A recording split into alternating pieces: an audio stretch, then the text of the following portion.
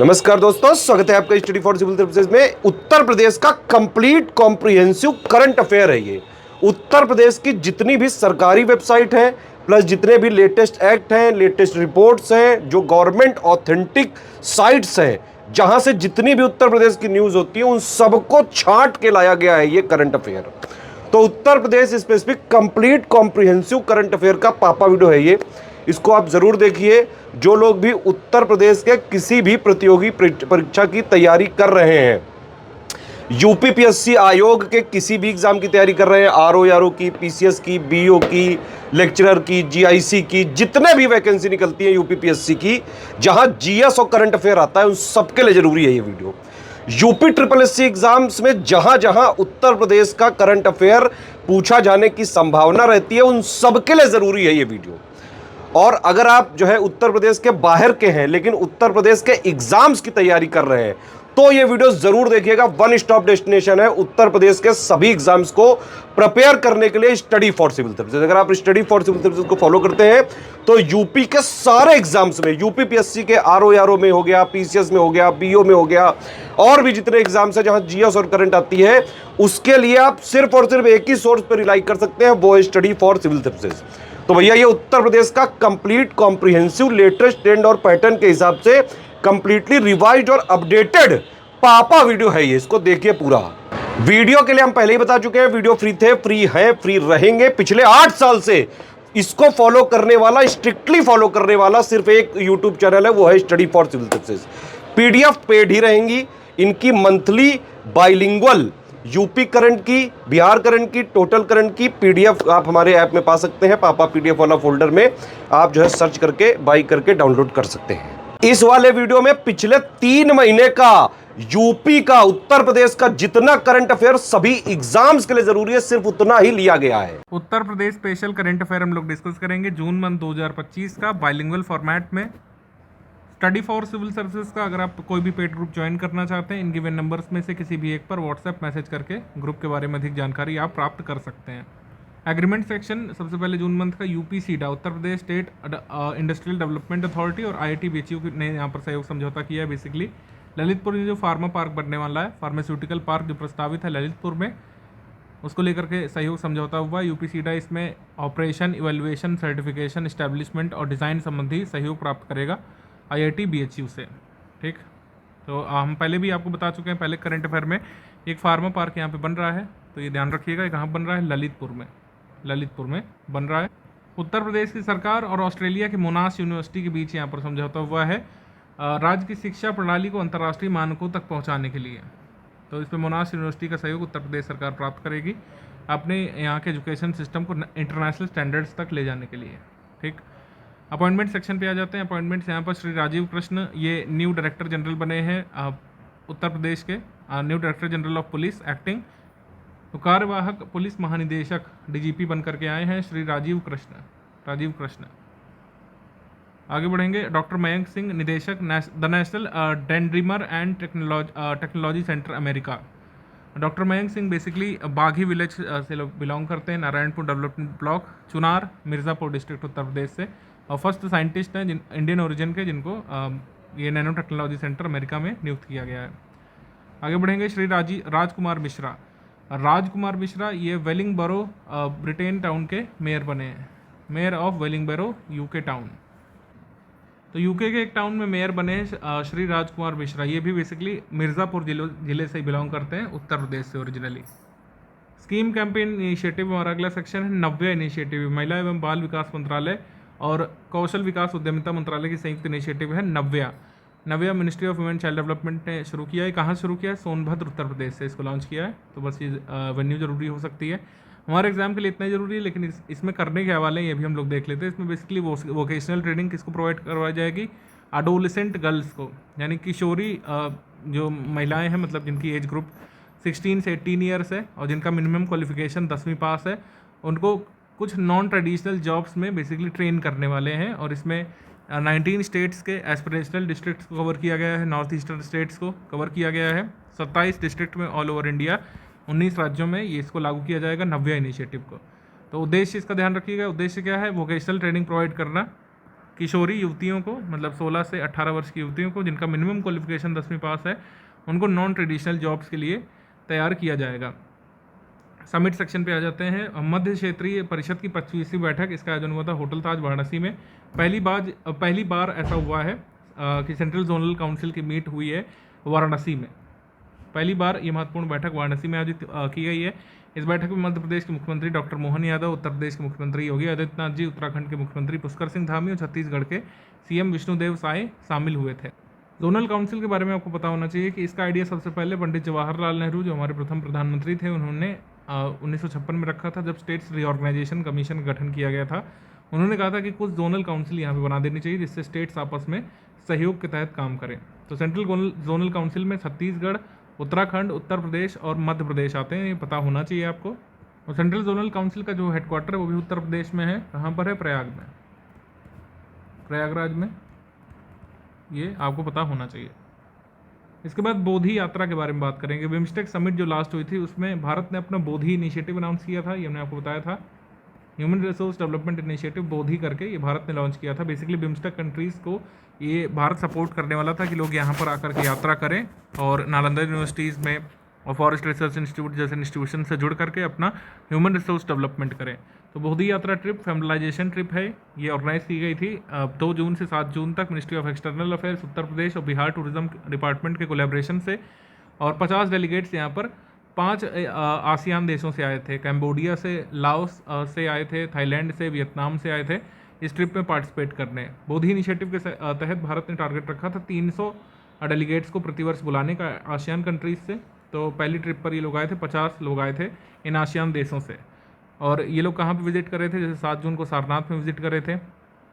और 6 famous Buddhist places जो हैं जैसे श्रावस्ती है, कपिल वस्तु, कुशीनगर, सारनाथ, वाराणसी, आगरा, लखनऊ, इन सब में इन लोगों ने विजिट किया था बोधि यात्रा फैम ट्रिप के तहत। आगे है international trade show. International trade show लगातार 2 वर्षों से हो रहा है, तीसरा भी ऑर्गेनाइज किया गया था।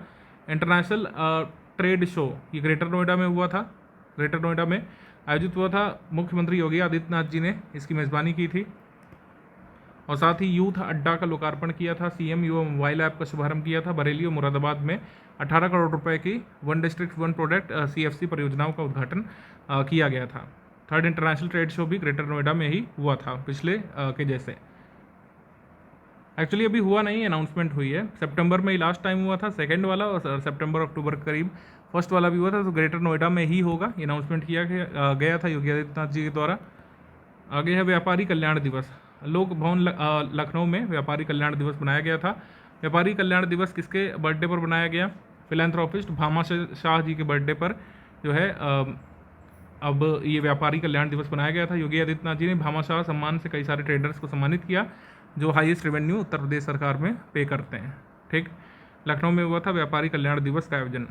MCQ सेक्शन पे आ जाएंगे। MCQ ज़्यादा है इस मंथ में, जून मंथ में। मई 2025 के लास्ट में उत्तर प्रदेश के कानपुर में स्थित घाटमपुर ताप विद्युत परियोजना की यूनिट 1 का उद्घाटन किसने किया था? इसका उद्घाटन किया था PM मोदी जी ने। ऑप्शन नंबर ए यहाँ पे सही है, प्रधानमंत्री नरेंद्र मोदी। ए यहाँ पे सही है। 30 मई 2025 को उत्तर प्रदेश के कानपुर नगर में स्थित घाटमपुर ताप विद्युत परियोजना की इकाई का लोकार्पण किया गया था। आगे बढ़ेंगे। Which city of Uttar Pradesh has become zero waste city in July 2025? जुलाई 2025 तक जीरो वेस्ट सिटी कौन सा बन गया था? तो जीरो वेस्ट सिटी बना था लखनऊ। ऑप्शन नंबर सी यहाँ पे सही है, राजधानी Lucknow effectively zero waste city बना था क्योंकि 700 मीट्रिक टन का वेस्ट प्रोसेसिंग यूनिट नया लगाया गया है शिवरी प्लांट में लखनऊ में। और इस तरीके से लखनऊ 2000 मीट्रिक टन वेस्ट को डेली जो है साइंटिफिक मैनर में प्रोसेस करता है। ठीक है, तो इस तरीके से एक ज़ीरो नेट वेस्ट सिटी बन गया है लखनऊ। तो 2000 मीट्रिक टन की वेस्ट प्रोसेसिंग लखनऊ करता है। आगे बढ़ेंगे हम लोग। गंगा एक्सप्रेसवे के बारे में कौन सा कथन सही है?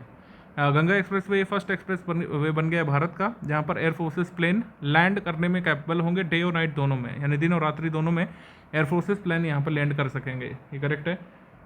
इसके बाद air forces fighter planes Rafale, Mirage और जैगुआर, इन्होंने लैंडिंग परीक्षण किया था। 3.5 किलोमीटर लंबी जो स्ट्रिप बनी है इस निर्माणाधीन एक्सप्रेसवे में, उसमें लैंडिंग परीक्षण यहाँ बेसिकली किया गया था air forces jet Mirage, Rafale, Jaguar के द्वारा। ये सही है, तो हमारा आंसर इसमें हो जाएगा C। 1 और 2 बोथ करेक्ट। C यहाँ पे सही है, C। अगला क्वेश्चन है, ग्रेटर नोएडा एक्सप्रेसवे के पास स्थित सेक्टर 145 नालागढ़ गांव में शहीदों की याद में 22 एकड़ में वीर रथ पार्क बनाया जाएगा। नालागढ़ गांव में वीर रथ पार्क बनाया जाएगा, ये सही है, वीर रथ पार्क बिल्ड किया जाएगा, करेक्ट है। फिर सेकंड है कि ये एक म्यूजियम भी यहाँ पर स्थित होगा, जहाँ पर हमारे स्वतंत्रता संग्राम सेनानी और बेसिकली 32 जो शहीद रहे हैं उनकी प्रतिमाएं यहाँ पे लगाई जाएंगी, करेक्ट है। नालागढ़ गांव शहीद भगत सिंह, सुखदेव, राजगुरु, नेताजी सुभाष चंद्र बोस, आज़ाद हिंद फौज में कर्नल रहे कर्नैल सिंह की शरण स्थली रहा है, मतलब कहीं ना कहीं इन सब फ्रीडम फाइटर्स का जुड़ाव इस स्थल से रहा है, तो करेक्ट है। हमारा आंसर सही हो जाएगा इसमें सी, ऑल ऑफ द अबव यहाँ पर सही है, सी। तो कई बार इतिहास की कई सारी चीज़ें हमको करंट अफेयर में जानने को मिलती हैं। आपने नालागढ़ के बारे में किसी हिस्ट्री बुक में नहीं सुना होगा, लेकिन ये हमारे एग्जाम में पूछा जा सकता है। कौन सा कथन सही है? मई 2025 में लिए गए निर्णय के अनुसार उत्तर प्रदेश को $1 ट्रिलियन की इकोनॉमी बनाने के लिए उद्देश्य से $1 ट्रिलियन सेल का गठन किया जाएगा। सभी जिलों में, जनपदों में $1 ट्रिलियन सेल का गठन किया जाएगा, सही है। और इस सेल में जिलाधिकारी की अध्यक्षता में जिला अर्थ एवं संख्या अधिकारी सही संयोजक के रूप में कार्य करेंगे, ये भी सही है। हमारा आंसर सही हो जाएगा इसमें सी, 1 and 2 बोथ करेक्ट। तो बस ये आपसे पूछ सकते हैं कि ये $1 ट्रिलियन सेल को हेड कौन करेगा? डिस्ट्रिक्ट के डीएम्स यानी डिस्ट्रिक्ट मजिस्ट्रेट्स इसको हेड करेंगे, इस सेल को। 1 और 2 दोनों ही सही, सी। आगे हम लोग बढ़ेंगे। जून 2025 में ललित उपाध्याय ने इंटरनेशनल हॉकी से संन्यास लेने की घोषणा की है। ये उत्तर प्रदेश के किस जिले से संबंधित है? ललित उपाध्याय अब हॉकी नहीं खेलेंगे, ये संबंधित है वाराणसी से, ऑप्शन नंबर डी सही है। अर्जुन अवार्ड विनर है ललित उपाध्याय। मेडल विनिंग जो हॉकी इंडियन हॉकी टीम थी जिसने टोक्यो में और पेरिस ओलंपिक में जो ब्रॉन्ज जीता था, इसमें टीम के भाग थे ललित उपाध्याय। इंडियन एस्ट्रोनॉमर शुभांशु शुक्ला जो एक्सियम 4 मिशन पर इंटरनेशनल स्पेस स्टेशन गए हैं, ये कहाँ को बिलोंग करते हैं? आपको पता होना चाहिए, लखनऊ से हैं, ठीक है, लखनऊ से हैं, बी। भारत के सबसे बड़े टाइटेनियम सुपर अलॉय सामग्री संयंत्र के बारे में क्या सही है? इसको इंडिया लार्जेस्ट टाइटेनियम और सुपर अलॉय मटेरियल प्लांट कहा जा रहा है, ठीक। Indian defence minister Rajnath Singh और chief minister of Uttar Pradesh Yogi Adityanath ji ने भारत के सबसे बड़े टाइटेनियम और सुपर अलॉय मटेरियल्स प्लांट को इनॉग्रेट किया, कहाँ पे? लखनऊ में। ये titanium plant PTC industries limited की सहायक कंपनी एरोलाय टेक्नोलॉजीज लिमिटेड द्वारा संचालित किया जाएगा, ये करेक्ट है। इसके बाद है कि ये प्लांट विश्व का सबसे बड़ा सिंगल साइट टाइटेनियम रिमेल्टिंग केंद्र बन गया है, यह भी सही है। और इसके कंस्ट्रक्शन से एरोस्पेस ग्रेड टाइटेनियम अब पॉसिबल होगा भारत में। एरोस्पेस ग्रेड टाइटेनियम, इससे कई सारे मशीनरी प्रोडक्ट्स आजकल बनाए जा रहे हैं। जैसे आप देखेंगे, जिन लोगों को जानकारी है, आईफोन 16 प्रो मैक्स जो नया मतलब मॉडल है अब तक का लेटेस्ट, उसमें टाइटेनियम का इस्तेमाल किया गया है। S24 अल्ट्रा में टाइटेनियम का इस्तेमाल किया गया है, S25 अल्ट्रा में भी। तो एरोस्पेस ग्रेड टाइटेनियम का इस्तेमाल बहुत हाई एंड मशीनरी प्रोडक्ट्स में किया जाता है। हमारा आंसर इसमें हो जाएगा सी यहाँ पे सही है, उपयुक्त सभी। और ये परियोजना, ये बड़ा जरूरी, ये एग्जाम में आ सकता है कि इसको किसके तहत डेवलप किया जा रहा है? उत्तर प्रदेश डिफेंस इंडस्ट्रियल कॉरिडोर के एक भाग के रूप में प्रोडक्शन यहाँ पर इस इकाई ने शुरू किया है। इसके बाद 1 जुलाई 2025 को President of India Droupadi Murmu ने इनॉग्रेट किया था महायोगी गुरु गोरखनाथ आयुष यूनिवर्सिटी, किस डिस्ट्रिक्ट में? गोरखपुर, इसका आंसर है गोरखपुर, सी। ये उत्तर प्रदेश का फर्स्ट आयुष यूनिवर्सिटी है, ये एग्जाम में आ सकता है, ध्यान रखिएगा। उत्तर प्रदेश का प्रथम आयुष विश्वविद्यालय है, 268 करोड़ रुपए की लागत से ये खुला है। पिपरी भटहट में ये बना है, ठीक है। निम्नलिखित में से कौन सा कथन सही है? 1 जून 2025 को सेंट्रल गवर्नमेंट ने अप्रूव कर दिया था 417 करोड़ रुपए का electronics manufacturing cluster Gautam Buddh Nagar Uttar Pradesh में। करेक्ट है स्टेटमेंट। ये क्लस्टर उपभोक्ता इलेक्ट्रॉनिक्स, वाहन और औद्योगिक इलेक्ट्रॉनिक्स, चिकित्सा उपकरण, कंप्यूटर हार्डवेयर और संचार उपकरण जैसे प्रमुख क्षेत्रों के निर्माण का समर्थन करेगा, तो ये भी सही है। हमारा आंसर यहाँ पर सही हो जाएगा 1 and 2 both correct, C 1 and 2 both correct, 1 और 2 दोनों। इस क्लस्टर को डेवलप किसके द्वारा किया जाएगा? Yamuna expressway industrial development authority के द्वारा। आगे बढ़ेंगे हम लोग। In which district will Uttar Pradesh will build Banke Bihari corridor? Banke Bihari corridor Uttar Pradesh कहाँ बनाएगा? मथुरम बनाएगा, ऑप्शन नंबर सी यहाँ पे सही है। हाल ही में चर्चा में रहे सलखन जीवाश्म पार्क के संबंध में कौन सा कथन सही है? सोनभद्र जिले के सलखन गांव में इस जीवाश्म पार्क को हाल ही में यूनेस्को की वर्ल्ड हेरिटेज साइट्स की सूची में शामिल करने के लिए टेंटेटिव लिस्ट में शामिल किया गया है। तो टेंटेटिव लिस्ट में शामिल किया गया है सलखन फॉसिल पार्क को। ये 25 हेक्टेयर रीजन में फैला हुआ है कैमूर रेंज में, और कैमूर वाइल्ड लाइफ सेंचुरी से एडजॉइनिंग है। ये सही है। इसके बाद है कि ये पार्क को ऑफिशियली फॉसिल पार्क डिक्लेयर किया गया था सन 2000 में। ये कथन रॉन्ग हो जाता है यहाँ से, क्योंकि इसको फॉसिल पार्क का दर्जा कब मिला था? 2002 में। ये वर्ष 2002 में ऑफिशियली इसको फॉसिल पार्क डिक्लेयर किया गया था। हमारा आंसर क्या हो जाएगा इसमें? आंसर करेक्ट वाला पूछा है, सही कथन का चयन करना है, तो आंसर हो जाएगा ए, 1 एंड 2 ए, 1 एंड 2 ए। पृथ्वी की उत्पत्ति कैसे हुई, जैवमंडल की उत्पत्ति कैसे हुई, इन सब के बारे में शोध में महत्वपूर्ण भूमिका इसमें पाए गए स्ट्रेटोमेलाइट्स निभा सकते हैं। यहाँ पर इंपॉर्टेंट स्ट्रेटोमेलाइट्स मिले हैं, स्ट्रोमेटोमेलाइट्स बेसिकली, ठीक है। और एंशियंट साइनोबैक्टीरिया के स्ट्रेटोमेलाइट्स, यहाँ पे स्ट्रोमेटोमेलाइट्स मिले हैं, जहाँ पर हम ये पता लगा सकते हैं कि अर्थ का उद्भव कब हुआ, क्योंकि अभी तक की थ्योरीज क्या कहते हैं कि लाइफ बिगिन कब हुई, 570 मिलियन ईयर्स पहले। लेकिन जो स्ट्रेटोमेलाइट्स मिले हैं या स्ट्रोमेटोमेलाइट्स, ये कितने साल पहले के हैं? 1.4 बिलियन ईयर ओल्ड है, ठीक है। तो यूजफुल इंसाइट यहाँ पर मिल सकती है कि पृथ्वी की उत्पत्ति कब हुई। चूज द फॉलोइंग, इसमें क्या है कि ये बेबी क्रोकोडाइल्स यहाँ पर छोड़े गए थे इटावा रेंज में और बाह रेंज में, किसमें? चंबल रिवर में, जो कि नेशनल चंबल सेंचुरी का भाग है। ये सही। नेशनल चंबल सेंचुरी आगरा और इटावा डिस्ट्रिक्ट में उत्तर प्रदेश में फैली हुई है। दोनों ही कथन यहाँ पर सही हैं। और चंबल सेंचुरी जो है, नेशनल चंबल सेंचुरी, ये 3 स्टेट्स में फैली हुई है, उत्तर प्रदेश, राजस्थान और मध्य प्रदेश में। Out of which of the following places in Uttar Pradesh state of art green data centre inaugurated in June 2025? कहाँ पर ग्रीन डेटा सेंटर का उद्घाटन किया गया था, हमसे पूछा है। गाजियाबाद के साहिबाबाद में, गाजियाबाद के साहिबाबाद में ग्रीन डेटा सेंटर का उद्घाटन किया गया था। बी यहाँ पे सही है। इसको इनॉग्रेट किसने किया था? चीफ मिनिस्टर योगी आदित्यनाथ जी ने और यूनियन मिनिस्टर श्री जितेंद्र सिंह ने साहिबाबाद गाजियाबाद में इसको इनॉग्रेट किया था।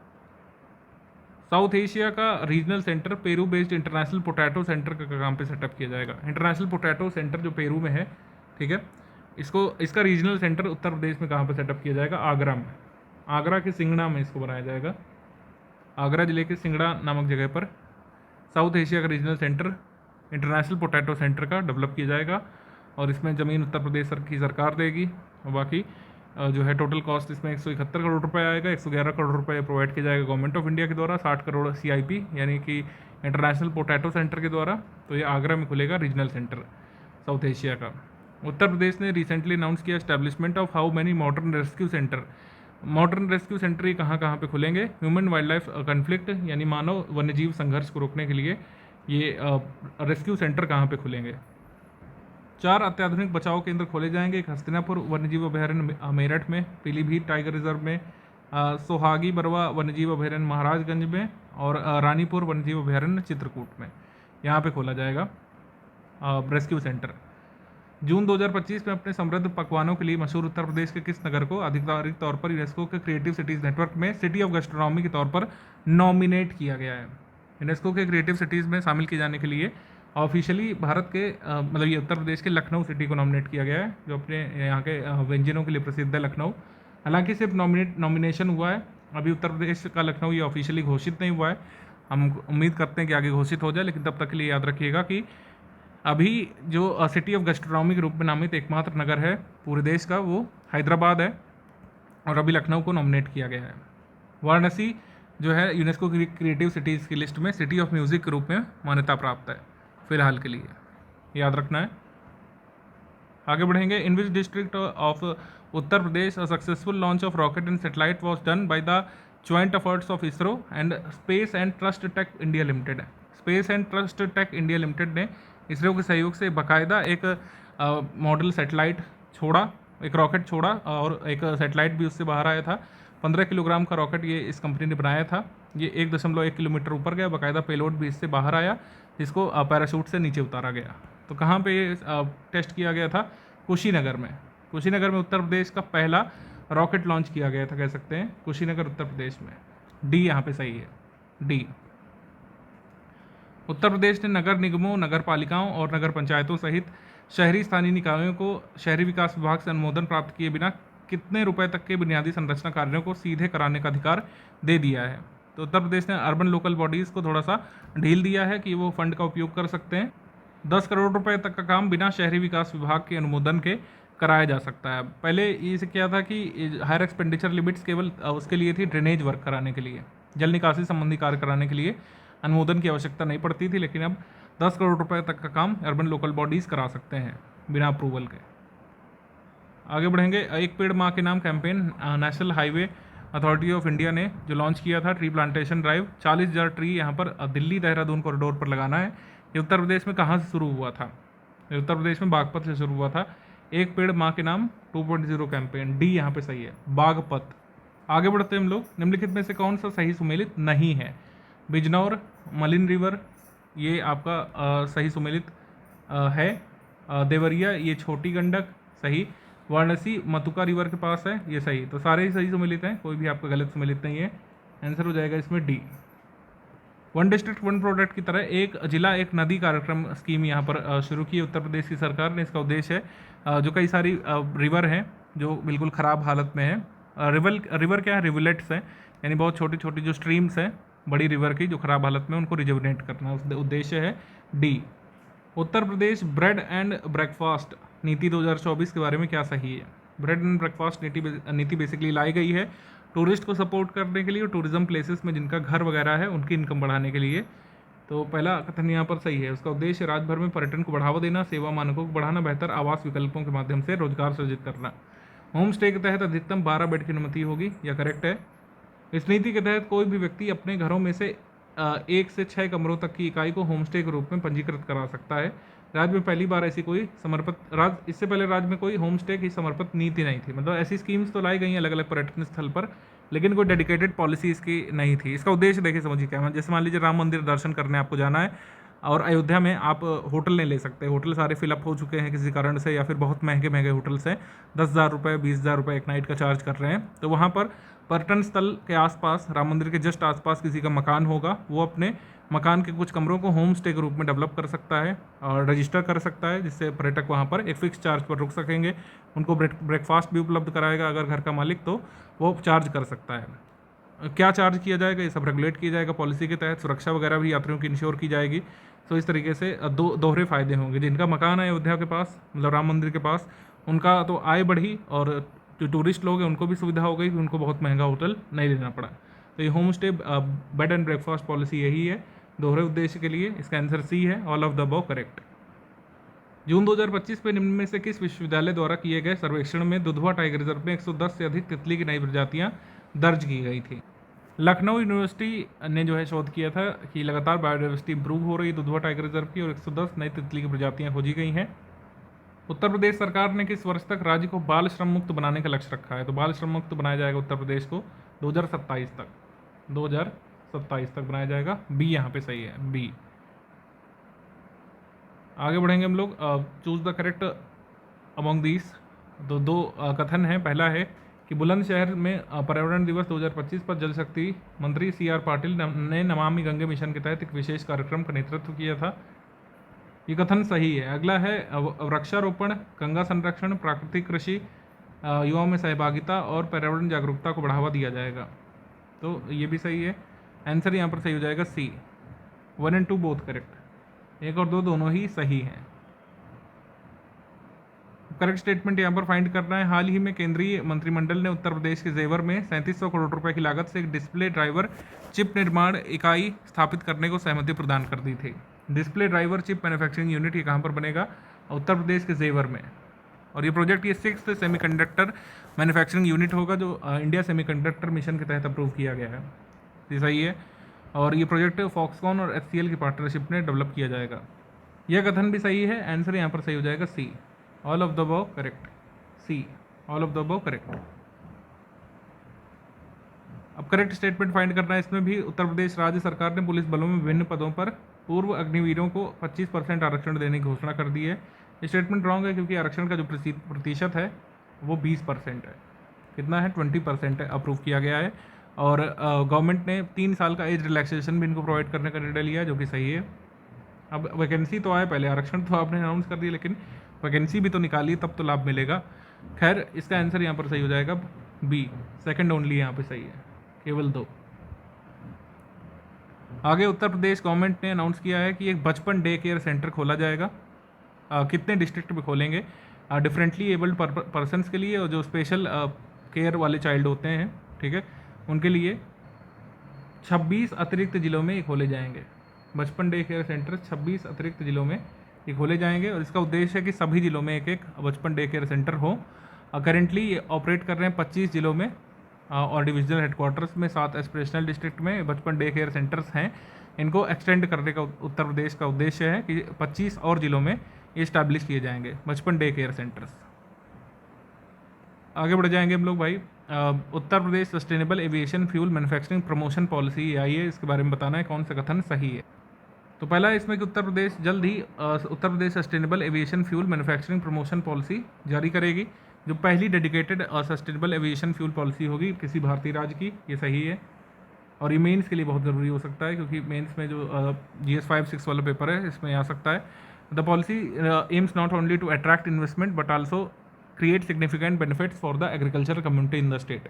चूँकि सस्टेनेबल एविएशन फ्यूल किससे बनता है? Sustainable aviation fuel renewable sources से बनता है, जैसे कि agricultural waste, municipal solid waste और फॉरेस्ट रेसिड्यू से।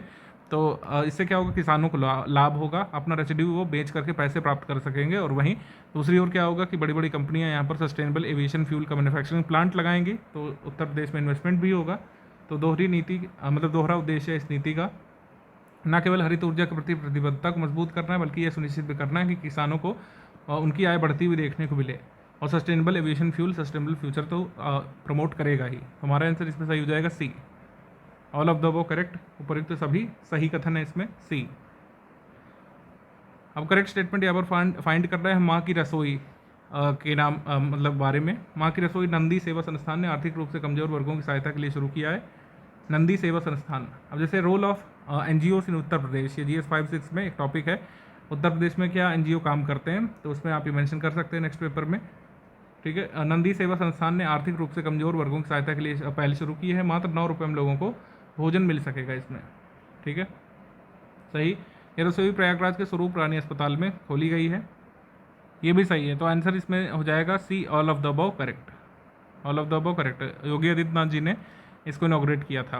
नॉर्थ इंडिया की लार्जेस्ट फिल्म सिटी के बारे में बताना क्या सही है। ये प्रपोज कहाँ पे? नोएडा उत्तर प्रदेश में बनना है इसको। और सेक्टर 21 ग्रेटर नोएडा में यमुना एक्सप्रेसवे के अलॉन्ग ये बनेगी फिल्म सिटी, क्योंकि काफ़ी बड़ा एरिया इसको चाहिए। सेकंड स्टेटमेंट है कि 500 एकड़ में पहले कवर करेंगे, तो ये 500 एकड़ सही एरिया नहीं है। ठीक है, उसके बाद है कि फर्स्ट फेज़ में 230 एकड़ जो है कवर किया जाएगा, ये सही है। पहले चरण में 230 एकड़ पर निर्माण शुरू किया जाएगा। तो हमारा आंसर इसमें सही हो जाएगा 1 and 3। 1 and 3 ओनली यहाँ पे सही है, 1 and 3 ओनली। आगे है, उत्तर प्रदेश सरकार ने राष्ट्रीय खाद्य सुरक्षा अधिनियम NFSA 2013 के अंतर्गत लाभार्थी आवंटन के लिए जिलेवार कोटा प्रणाली को खत्म कर दिया है। ये स्पेशल जो कह सकते हैं जिलेवार कोटा सिस्टम सिर्फ उत्तर प्रदेश में चलता था, यानी कि एक कैपिंग होती थी कि पर जिले में कितने बेनिफिशरी हो सकते हैं। ठीक है, अब इस कोटा सिस्टम को एबॉलिश कर दिया उत्तर प्रदेश सरकार ने, ये सही है। पहले कोटा होता था कि एक ज़िले में इतने लोग लाभार्थी हो सकते हैं, उससे ज़्यादा नहीं हो सकते, तो कोटा सिस्टम हटा दिया गया है। और वहीं पर नेशनल फूड सिक्योरिटी एक्ट के अंतर्गत पॉपुलेशन बेसिस पर कवर किया जाता है हर स्टेट को। स्टेट की पॉपुलेशन के हिसाब से कोटा फिक्स किया जाता है, जो कि रूरल एरियाज़ में 64.46% होना चाहिए और 78.54% अर्बन एरियाज़ में होना चाहिए। मतलब जनसंख्या अगर कोई भी है, जितनी भी जनसंख्या है किसी भी कह सकते हैं स्टेट में, उसमें कम से कम रूरल आबादी के 64.46% भाग को कवर किया जाए और 78.54% भाग को कवर किया जाए। तो दूसरा कथन भी सही है, हमारा आंसर सही हो जाएगा इसमें सी, 1 and 2 बोथ करेक्ट। तो उत्तर प्रदेश ने कोटा सिस्टम अबॉलिश कर दिया है, मतलब कोई कैपिंग नहीं होगी कि किस जिले में कितने जनसंख्या के लोगों को फूड ग्रेन मिलेंगे। नेशनल फूड सिक्योरिटी एक्ट का कवरेज अप टू 90% तक बुंदेलखंड रीजन में जो है बढ़ा दिया गया है, जानकारी दी गई थी। और कवरेज सेवरल एलिजिबल डिस्ट्रिक्ट में ईस्टर्न उत्तर प्रदेश में 85% तक बढ़ा दिया गया है। आगे क्वेश्चन है कि as per the announcement made in June 2025 एक मेमोरियल ग्रेट वॉरियर महाराजा बिजली पासी के नाम पर ये कहाँ पे बनेगा? तो बिजली पासी का स्मारक बनेगा गोरखपुर में, डी यहाँ पे सही है, डी। आगे प्रश्न है, चीफ मिनिस्टर ऑफ उत्तर प्रदेश जो है इन्होंने smart policing award women safety के लिए प्रदान किया था ऑपरेशन जागृति को। ऑपरेशन जागृति आगरा जोन में चलाया गया था वुमेन की सेफ्टी, सेल्फ रिलायंस और रेस्पेक्ट मेंटेन करने के लिए। तो स्मार्ट पुलिसिंग अवार्ड ऑपरेशन जागृति को मिला था, ये किसने रन किया था? आगरा जोन ने, आगरा जोन ने। तो पहला कथन यहाँ पे सही है। आगे प्रश्न है, on the occasion of international biodiversity day 22 मई को नेशनल सेमिनार का आयोजन किया गया था इंदिरा गांधी प्रतिष्ठान लखनऊ में, और इसको इनॉग्रेट किया था union environment minister Bhupendra Yadav ji ने। सेकंड स्टेटमेंट इनकरेक्ट है क्योंकि इसको भूपेंद्र यादव जी ने नहीं, उत्तर प्रदेश के मुख्यमंत्री योगी आदित्यनाथ जी ने इस सेमिनार को इनॉग्रेट किया था। योगी आदित्यनाथ जी, टाटा ग्रुप ये एग्री कर गया है, एग्रीमेंट इसने साइन किया है to set up global capability centre in Lucknow. Capability centre policy जो उत्तर प्रदेश की आई है उसके तहत ग्लोबल कैपेबिलिटी सेंटर बनाए जाने हैं, तो टाटा ग्रुप जो है ग्लोबल कैपेबिलिटी सेंटर लखनऊ में बनाएगा, ये सही है। हमारा आंसर इसमें सही हो जाएगा डी। डी यहाँ पे सही होगा, केवल 1 और 3, केवल 1 और 3। अगला प्रश्न, उत्तर प्रदेश का 5वां कृषि विश्वविद्यालय महात्मा बुद्ध के नाम पर कुशीनगर जनपद में स्थापित होने जा रहा है, या सही है? सही है। इसके बाद मुख्यमंत्री योगी आदित्यनाथ जी ने बहराइच में महाराजा सुहेलदेव स्मारक का लोकार्पण और महाराजा सुहेलदेव की 40 फीट ऊंची नवीन प्रतिमा का अनावरण किया था, ये सही है। हमारा आंसर सही हो जाएगा इसमें सी। सी सही होगा, 1 and 2 बोथ करेक्ट। सी 1 और 2 दोनों ही सही है। महाराजा सुहेलदेव के बारे में ध्यान रखिएगा। श्रावस्ती में इन्होंने थारू और कई सारी जनजातियों को कह सकते हैं, थारू, बंजारा, इन सब जातियों के जो सरदार थे उनको यूनाइट करके टर्किश इन्वेडर्स के खिलाफ रेजिस्ट किया था। आक्रांताओं का जो कह सकते हैं आगमन हुआ था, जो टर्किश इन्वेडर्स बेसिकली आए थे, उनके साथ युद्ध लड़ा था महाराजा सुहेलदेव ने। बहराइच के युद्ध के लिए बेसिकली जाने जाते हैं। बहराइच का युद्ध हुआ था 1034 में, जिन्होंने इसमें महाराजा सुहेलदेव ने महमूद गजनी के भतीजे को हराया था बहराइच के युद्ध में। उत्तर प्रदेश के किस स्थान पर उत्तर प्रदेश का चौथा इंटरनेशनल क्रिकेट स्टेडियम प्रस्तावित है? चौथा इंटरनेशनल क्रिकेट स्टेडियम प्रस्तावित है गोरखपुर में। योगी आदित्यनाथ जी का पर्सनल इंटरेस्ट है इसमें कि यहाँ पर एक क्रिकेट स्टेडियम बने, गोरखपुर में बनेगा। 18 मंथ में इसको तैयार किए जाने की बात कही जा रही है। ताल नादौर गोरखपुर में बनेगा। उत्तर प्रदेश में जो इंटरनेशनल क्रिकेट स्टेडियम है सबसे पहला और सबसे पुराना अंग्रेजों के समय का कानपुर है। फिर लखनऊ में इकाना बनवाया गया था, यहाँ पर मैचेस सब काफ़ी हो रहे हैं। वाराणसी में निर्माणाधीन है और गोरखपुर में भी बनने वाला है। तो कुल मिलाकर 4 इंटरनेशनल स्टेडियम उत्तर प्रदेश में हो जाएंगे जब गोरखपुर और वाराणसी का ये पूरा हो जाएगा काम। अभी फ़िलहाल अगर बात करें तो 2 ही हैं जो तैयार हैं, कानपुर वाला और लखनऊ वाला। मई 2025 में अनाउंस किया गया कि एक नया इंडस्ट्रियल एरिया या टेक्सटाइल पार्क उत्तर प्रदेश में सेटअप किया जाएगा। कहाँ पर? उत्तर प्रदेश में नया टेक्सटाइल पार्क सेटअप किया जाएगा वाराणसी में। ऑप्शन नंबर सी, वाराणसी में सेटअप किया जाएगा, सी। और ये 20 एकड़ में टेक्सटाइल पार्क होगा शाहजहाँपुर वाराणसी के पास, और यूपी सीडा को इसका काम सौंपा गया है लैंड वगैरह इकट्ठा करने का। According to data given in June 2025, Uttar Pradesh की position in terms of purchases from the GM portal. GM portal से परचेज के मामले में उत्तर प्रदेश का क्या स्थान है? पहला है, फर्स्ट है, सी यहाँ पे सही है। पीयूष चावला जिन्होंने रिटायरमेंट अब ले लिया था सभी फॉर्म ऑफ क्रिकेट से, कहाँ से बिलोंग करते हैं? इन्होंने जो है T20 वर्ल्ड कप 2007 में पार्टिसिपेट किया और ये ODI वर्ल्ड कप 2011 जो हुआ था उसमें भी ये भाग थे टीम का। तो पीयूष चावला जी हैं अलीगढ़ से। कुंभवाणी के बारे में क्या सही है? Akashvani special FM channel Kumbhvani और कुंभ मंगल ध्वनि, इसको इनॉग्रेट किया गया था प्रयागराज से। इसका ब्रॉडकास्ट 10 जनवरी 2025 से 26 फेब 2025 तक हुआ था, यह भी सही है। इसकी फ्रीक्वेंसी जो है 103.5 मेगाहर्ट्ज़ थी। तो ये तीनों ही कथन यहाँ पर सही है। आंसर हो जाएगा इसमें डी, उपरोक्त सभी। अगला प्रश्न है कि कौन सा करेक्ट है? एक्सपोर्ट जो उत्तर प्रदेश से हुआ था ये 88,967.42 करोड़ से बढ़ करके 1,70,340.95 करोड़ हो गया था। कितने अवधि में? 2017 से लेकर 2023-24 की अवधि में। मतलब 6 सालों में जो उत्तर प्रदेश का जो एक्सपोर्ट है वो बढ़ा है, वो काफ़ी बढ़ा है, ये सही है। 2017 से 2018 के बीच मतलब 23-24 तक ये जो 6 सालों में सर्वाधिक बढ़त जो दर्ज की गई एक्सपोर्ट में, वो किस में दर्ज की गई है? इलेक्ट्रिकल मशीनरी और उससे जुड़े इक्विपमेंट्स में सबसे ज़्यादा बढ़ोतरी दर्ज की गई। अगर इंक्रीज़ इन एक्सपोर्ट की बात करें तो दोनों ही कथन यहाँ पे सही है। आपको कंफ्यूज कर सकते हैं, आयोग आपको कह सकता है कि सबसे ज़्यादा सॉफ्टवेयर टेक्नोलॉजी एक्सपोर्ट किया गया है, वो रॉन्ग है। इलेक्ट्रिकल मशीनरी सबसे ज़्यादा उत्तर प्रदेश से एक्सपोर्ट हुई है, मतलब ग्रोथ के मामले में सबसे ज़्यादा ग्रोथ दर्ज की है इलेक्ट्रिकल मशीनरी और रिलेटेड इक्विपमेंट्स ने। सी यहाँ पे सही है, सी। बाकी कौन से ग्रोथ कह सकते हैं इंडस्ट्री ने क्या ग्रोथ की है वो यहाँ पे लिखी हुई है। एग्जैक्ट नंबर्स नहीं याद रखना है, बस ये ध्यान रख सकते हैं कि कौन कौन से सेक्टर ने ग्रो किया है एक्सपोर्ट के मामले में पिछले 6 सालों में उत्तर प्रदेश में।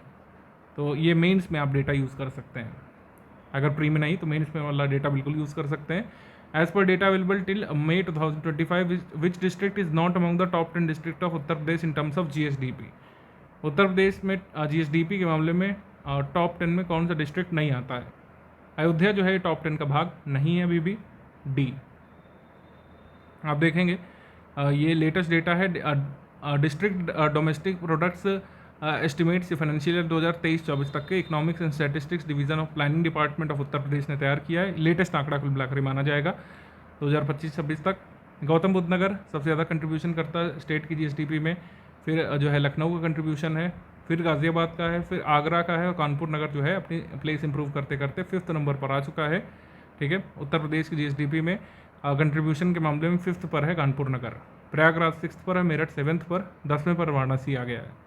तो मेरे हिसाब से टॉप 10 कोशिश करें कि याद रखें, अदरवाइज टॉप 5 तो इसमें ज़रूर याद आपका होना चाहिए जब तक नया डेटा नहीं आ जाता। और नया डेटा 2-3 साल में आता है जनरली, इतनी जल्दी नहीं आता है। तो यही ध्यान रखिएगा, आप इस अगले 1-2 साल तक याद रख सकते हैं। ठीक है, और सबसे ज़्यादा ग्रोथ किसने दर्ज किया है? सबसे ज़्यादा ग्रोथ दर्ज किया है महोबा ने, चित्रकूट ने, अमेठी ने, बांदा ने, मैनपुरी ने, सुल्तानपुर ने, बदायूं ने सबसे ज़्यादा ग्रोथ दर्ज किया है, याद रख सकते हैं।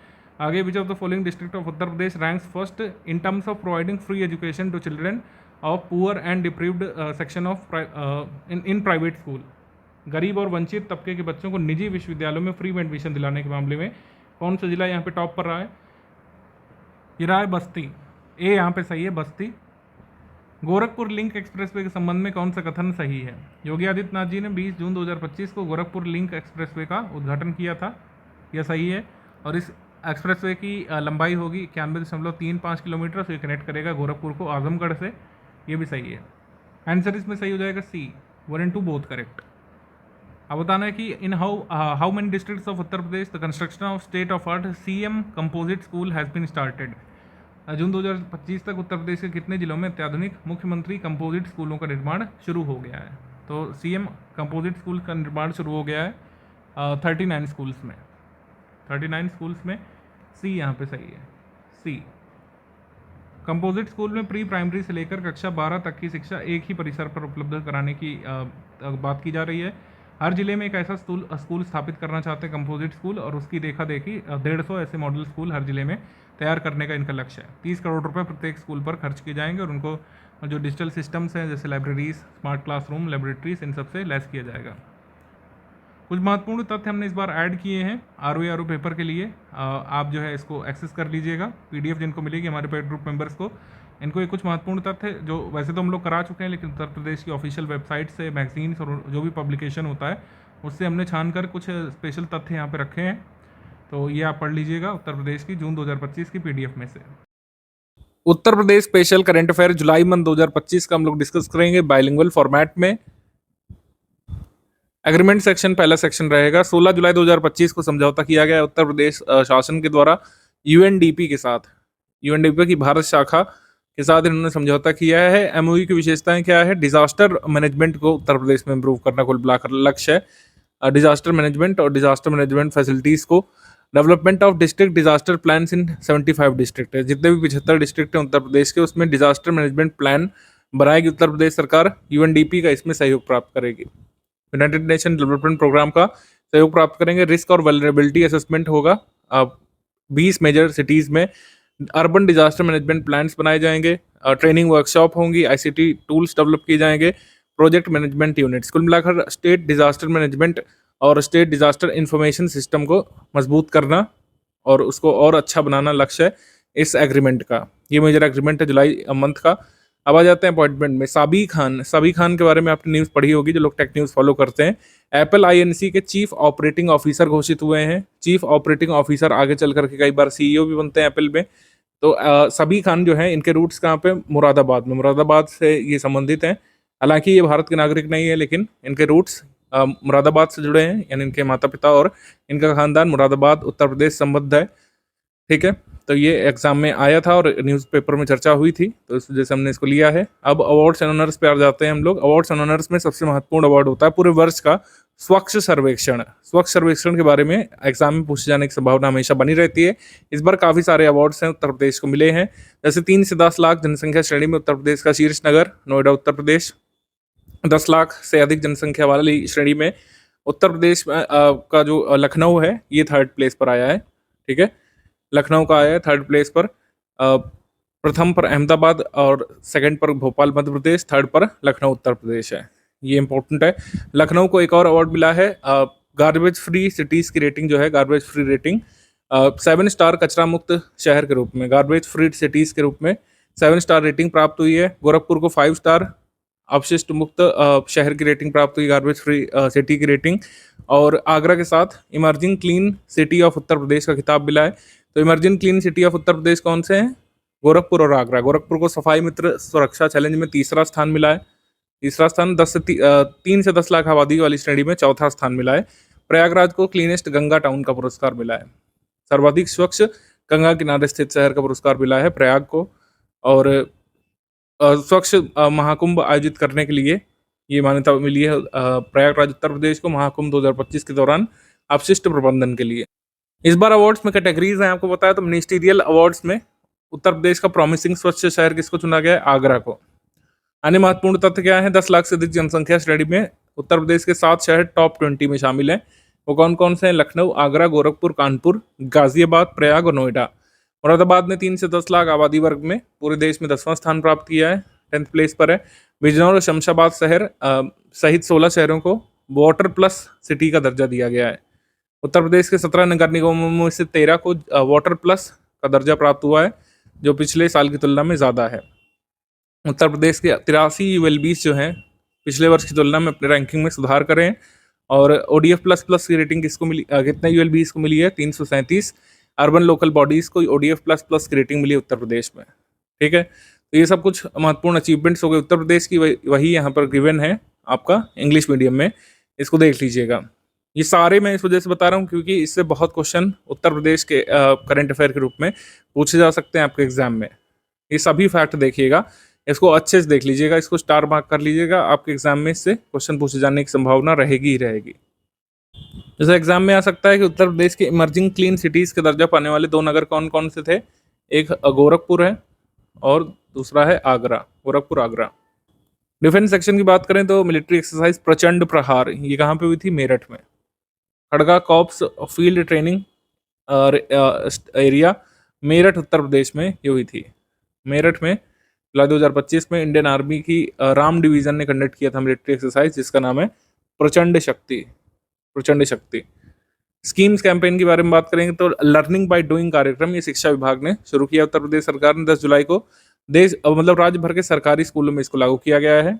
और शिक्षा को नए सिरे से परिभाषित करने के लिए लर्निंग बाय डूइंग ये फॉर्मूला लागू किया गया। राष्ट्रीय शिक्षा नीति कार्यक्रमों के अनुरूप है, जहाँ पर लर्निंग बाय डूइंग पर ध्यान केंद्रित किए जाने की बात कही गई थी।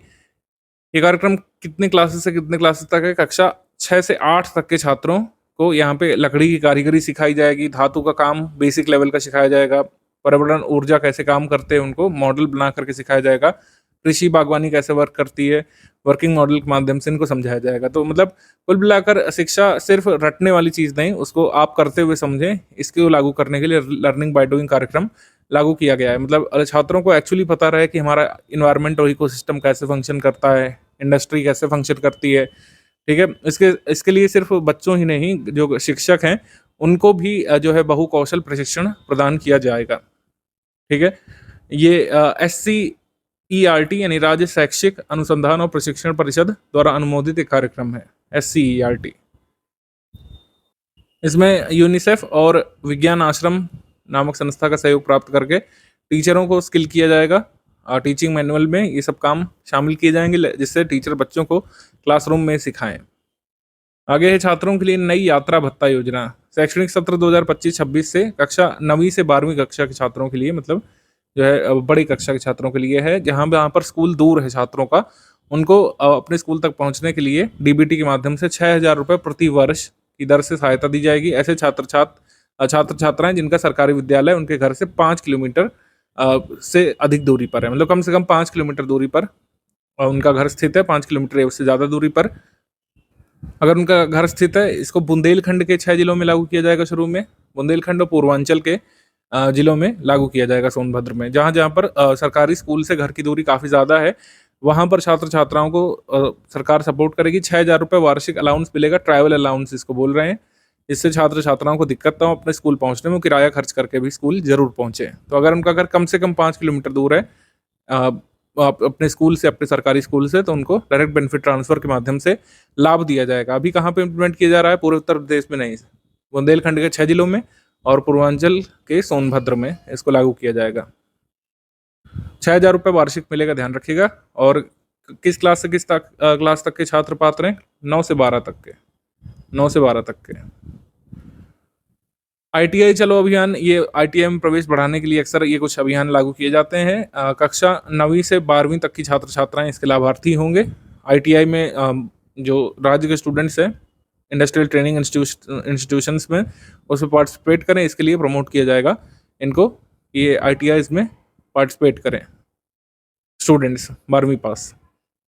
आगे समिट कॉन्फ्रेंसेस सेक्शन पे आ जाएंगे। उत्तर प्रदेश कौशल मेला, ये कहाँ पे लगा था? गोमती नगर, लखनऊ में। विश्व युवा कौशल दिवस के अवसर पर 15 जुलाई को इसको आयोजित किया गया था, उत्तर प्रदेश कौशल मेला।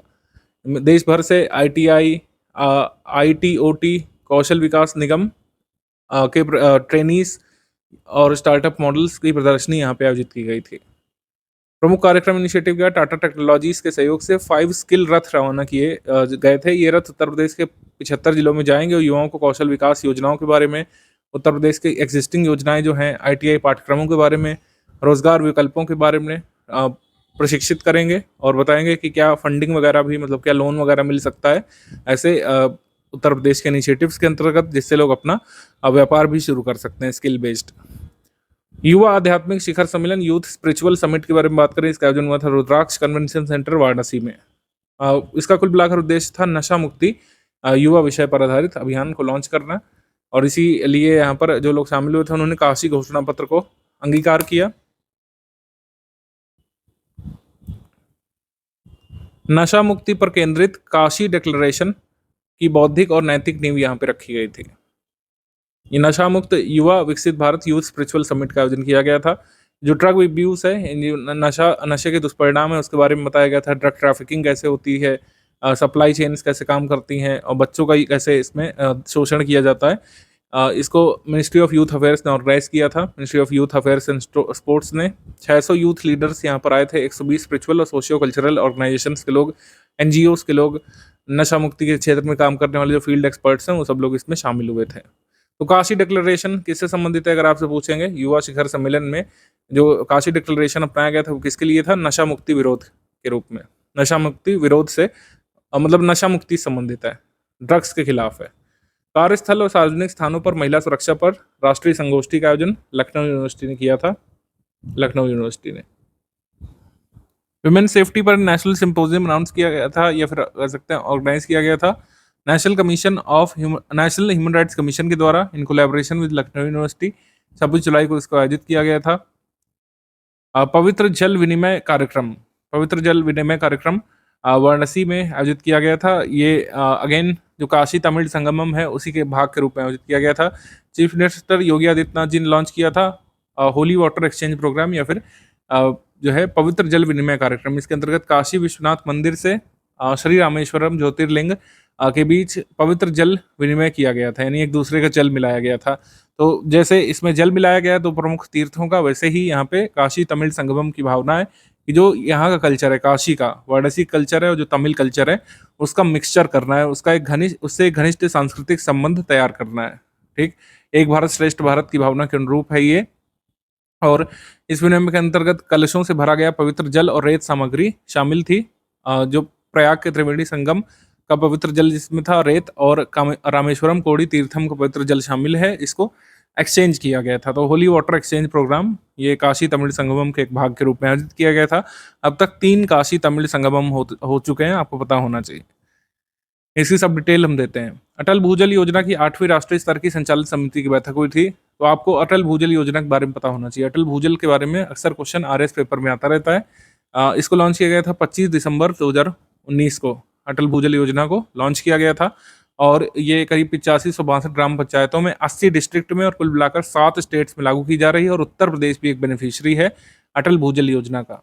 गुजरात, हरियाणा, कर्नाटक, मध्य प्रदेश, महाराष्ट्र, राजस्थान और उत्तर प्रदेश में इसको लागू किया जा रहा है अटल भूजल योजना को। ये पता होना चाहिए आपको। उत्तर प्रदेश आम महोत्सव का आयोजन लखनऊ में किया गया था। लखनऊ में होता है जनरली, अवध शिल्पग्राम में ही। इसका उद्घाटन मुख्यमंत्री जी ने किया था। आम की 800 से अधिक प्रजातियों का प्रदर्शन यहाँ पे किया गया था। 5 से 12 साल के बच्चों की आम खाने की एक फन इवेंट, एक कंपटीशन भी आयोजित किया गया था, मैंगो ईटिंग कंपटीशन। आगे भारत में पशु नस्लों का विकास विषय पर कार्यशाला का आयोजन किया गया था। Artificial insemination training institute Gorakhpur में इनॉग्रेट किया गया है। 3 प्रोजेक्ट यूपी में और खोले जाएंगे, अमेठी, बरेली और मथुरा में। तो गोरखपुर में कृत्रिम गर्भाधान प्रशिक्षण संस्थान की स्थापना की गई है। ये आगे तक हमको याद रखना पड़ेगा कि कृत्रिम गर्भाधान प्रशिक्षण संस्थान कहाँ पे स्थित है, उत्तर प्रदेश में, गोरखपुर में। आर्टिफिशियल इंसेमिनेशन ट्रेनिंग इंस्टीट्यूट कहाँ पे लोकेटेड है, गोरखपुर में। ये हमको लर्न करना पड़ेगा। आगे है सीएम युवा कॉन्क्लेव एंड एक्सपो। सीएम युवा कॉन्क्लेव एक्सपो, इसका आयोजन किया गया था लखनऊ में ही, लखनऊ में। तो प्रतिष्ठित फ्रेंचाइजी ब्रांड्स, मशीनरी आपूर्तिकर्ता और बिजनेस ऑन व्हील्स मॉडल की भव्य प्रदर्शनी आयोजित की गई थी। एमएसएमई डिपार्टमेंट के साथ उत्तर प्रदेश राज्य ग्रामीण आजीविका मिशन, यूपी नीडा, जो मतलब रिन्यूएबल एनर्जी के लिए हमारी एजेंसी उत्तर प्रदेश में, कौशल विकास मिशन, 14 शैक्षणिक तकनीकी संस्थानों ने आपस में एमओयू किए। इसके अलावा machinery suppliers portal UP mart का भी उद्घाटन किया गया है, यूपी मार्ट। इसका उद्देश्य पूंजी की कमी दूर कर युवाओं के जीवन में परिवर्तन लाना है। जो लोग भी अपना व्यापार उत्तर प्रदेश में शुरू करना चाहते हैं, उनको सीड फंडिंग की कमी ना हो, ये इंश्योर करना इसका लक्ष्य है युवा कॉन्क्लेव का, एक्सपो का। स्पोर्ट्स में आ जाते हैं। अस्मिता भारोत्तोलन लीग। अस्मिता वेट लिफ्टिंग लीग का आयोजन कहाँ पे हुआ था? जुलाई में, सिंपली पूछ सकते हैं। वेन्यू इंपॉर्टेंट होता है स्पोर्ट्स इवेंट्स में, तो गाजियाबाद के मोदी नगर में आयोजित किया गया था। गाजियाबाद के मोदी नगर में इसको आयोजित किया गया था, weight lifting competition. 42 women players ने पार्टिसिपेट किया था। 8 डिफरेंट वेट लिफ्टिंग कैटेगरी में 2 दिन का ये इवेंट हुआ था। अस्मिता लीग 2021 से आयोजित की जा रही है और ये अलग अलग स्पोर्ट्स इवेंट्स के रूप में होती है। इसमें केवल विमेन पार्टिसिपेट करती हैं, विमेन एथलीट पार्टिसिपेट करते हैं अस्मिता लीग में। ठीक। खेलो इंडिया मिशन के अंतर्गत इसको अलग अलग जगहों पर लागू किया जाता है। World police and fire games. World police fire games में देश भर के विभिन्न प्रतिभागी गए थे। हमारे जो लोग हैं 588 समथिंग मेडल जीत करके आए हैं। उत्तर प्रदेश के जो पुलिस वाले हैं, उन्होंने कितने मेडल जीते थे? तो देश के लिए कुल 95 मेडल उत्तर प्रदेश ने जीते हैं पुलिस एंड फायर गेम्स में। इसमें 45 स्वर्ण हैं, 34 सिल्वर हैं, 16 ब्रॉन्ज हैं। उत्तर प्रदेश पुलिस की तरफ से 4 पदक कांस्टेबल आर्यन चौधरी ने जीते थे। इसके अलावा जो आरक्षी हैं, ममता पाल ने 5 किलोमीटर क्रॉस कंट्री रेस में उत्कृष्ट प्रदर्शन करते हुए इंडिविजुअल इवेंट में और टीम इवेंट में कुल 2 स्वर्ण जीते, एक स्वर्ण जीता कुल मिला करके। ठीक है, तो ये ध्यान रखिएगा। World police and fire games. Uttar Pradesh senior कुश्ती प्रतियोगिता, इसका आयोजन गोरखपुर में हुआ था और इसमें यूपी केसरी का अवार्ड जॉन्टी भाटी को मिला था। यूपी कुमार का अवार्ड सौरभ को गोरखपुर से, और यूपी वीर अभिमन्यु का अवार्ड मोनू को मिला था गोंडा से। लोकल लेवल कंपटीशन भी आजकल पूछे जाने लग रहे हैं, कोई ताजुब वाली बात नहीं रहेगी, ये एग्जाम में आ जाए। ठीक है, दायरा आपको बढ़ाना है। करंट अफेयर अब बहुत ग्रास रूट लेवल तक पूछा जा रहा है। World economic employment index, women economic employment index, माफ कीजिए, women economic employment index planning department Uttar Pradesh की तरफ से आया है। उत्तर प्रदेश के विभिन्न जिलों का श्रेणीवार वर्गीकरण किया गया है। विमेन को मतलब महिला सशक्तिकरण के मामले में जिलों को रैंक दी गई कुल मिला करके। तो इसमें चैंपियन श्रेणी बनाई गई है। चैंपियन श्रेणी में लखनऊ, कानपुर नगर, वाराणसी, झांसी, गौतम बुद्ध नगर, अयोध्या, सोनभद्र जैसे जिले शामिल हैं।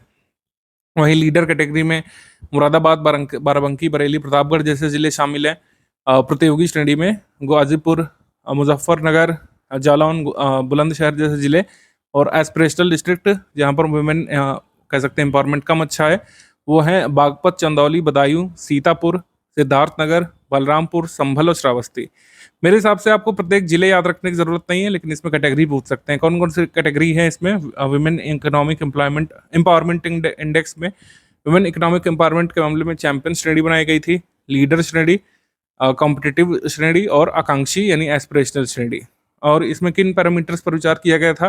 5 पैरामीटर्स पर, कि वुमेन्स को उद्यमिता मिल रहा है कि नहीं, रोजगार के अवसर हैं कि नहीं, शिक्षा और कौशल विकास के अवसर है कि नहीं, आजीविका के अवसर, सुरक्षा और परिवहन अवसंरचना नगरों में अवेलेबल है कि नहीं। इस इंडेक्स में ये भी हाईलाइट किया गया था कि 2017-18 की तुलना में 2023-24 तक वुमेन का लेबर पार्टिसिपेशन उत्तर प्रदेश में बढ़ा है, 14% से लेकर 36% हो गया है। और ये आप मेंस की आंसर राइटिंग में भी शामिल कर सकते हैं, जहाँ पर जेंडर डिस्पैरिटी वगैरह दिखाने की बात की जाएगी, उसमें डेटा को आप यूज़ भी कर सकते हैं। एमसीक्यू सेक्शन पे आ जाएंगे अब। हमारा पहला एमसीक्यू है, 3 जुलाई को विश्व पशु स्वास्थ्य संगठन ने उत्तर प्रदेश के मेरठ स्थित रीमाउंट वेटरनरी कॉप्स सेंटर और कॉलेज में स्थापित भारत के पहले अश्व रोग मुक्त compartment equine disease free compartment को आधिकारिक रूप से मान्यता प्रदान कर दी है। ठीक है, तो India first equine disease free compartment ये कहाँ पे स्थित है? ये है मेरठ में, मेरठ उत्तर प्रदेश में। और ये India first equine disease free compartment है जो ministry of fisheries animal husbandry and dairying के अंतर्गत स्टैब्लिश किया गया है। ये भी सही है। हमारा आंसर क्या हो जाएगा? Both 1 and 2 correct. सी यहाँ पे सही है, 1 और 2 दोनों ही सही हैं। राज्य महिला आयोग के एक आदेश के पश्चात उत्तर प्रदेश के निम्नलिखित में से किस नगर में जुलाई 2025 से ऑटो, ई रिक्शा और कैब पर ड्राइवर को अपना नाम, आधार नंबर और मोबाइल मेंशन करना पड़ेगा? तो ये व्यवस्था शुरू की गई है लखनऊ में, राजधानी में। ये कहा गया है घटनाएं लगातार हो रही हैं कैब ड्राइवर्स, ई रिक्शा चालकों से संबंध, तो इसको रोकने के लिए कैब ड्राइवर्स को, ई रिक्शा चालकों को, ऑटो चालकों को अपनी डिटेल्स ये मेंशन करनी पड़ेगी। ऑपरेशन कन्विक्शन के बारे में कौन सा सही है? ऑपरेशन कन्विक्शन को जुलाई 2023 में लॉन्च किया गया था, ये करेक्ट है।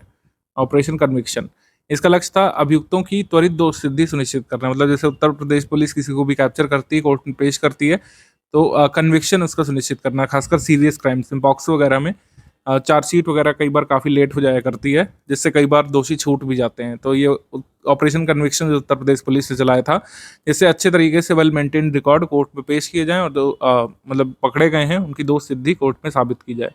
सी यहाँ पे सही है, 1 and 2 बोथ करेक्ट। सी। आगे सवाल है कि जुलाई 2025 में की गई घोषणा के अनुसार उत्तर प्रदेश में लगभग 700 करोड़ रुपए के निवेश से निम्नलिखित में से किस शहर में इलेक्ट्रिक वाहन विनिर्माण पार्क की स्थापना की जाएगी? इलेक्ट्रिक व्हीकल मैन्युफैक्चरिंग पार्क कहाँ पे स्टैब्लिश किया जाएगा? कानपुर नगर में। कानपुर नगर के पास भीमसेन में इसको स्टैब्लिश किया जाएगा। सी यहाँ पे सही है। यूपी सीडा ने भूमि यहाँ पे अधिग्रहित कर ली है 500 एकड़ की, सार्वजनिक निजी भागीदारी मॉडल के तहत इसको स्थापित किया जाएगा। निम्नलिखित में से कौन सा कथन सही है? जुलाई 2025 में केंद्रीय मंत्री धर्मेंद्र प्रधान जी और जयंत चौधरी जी ने इनॉग्रेट किया था ज्वाइंटली।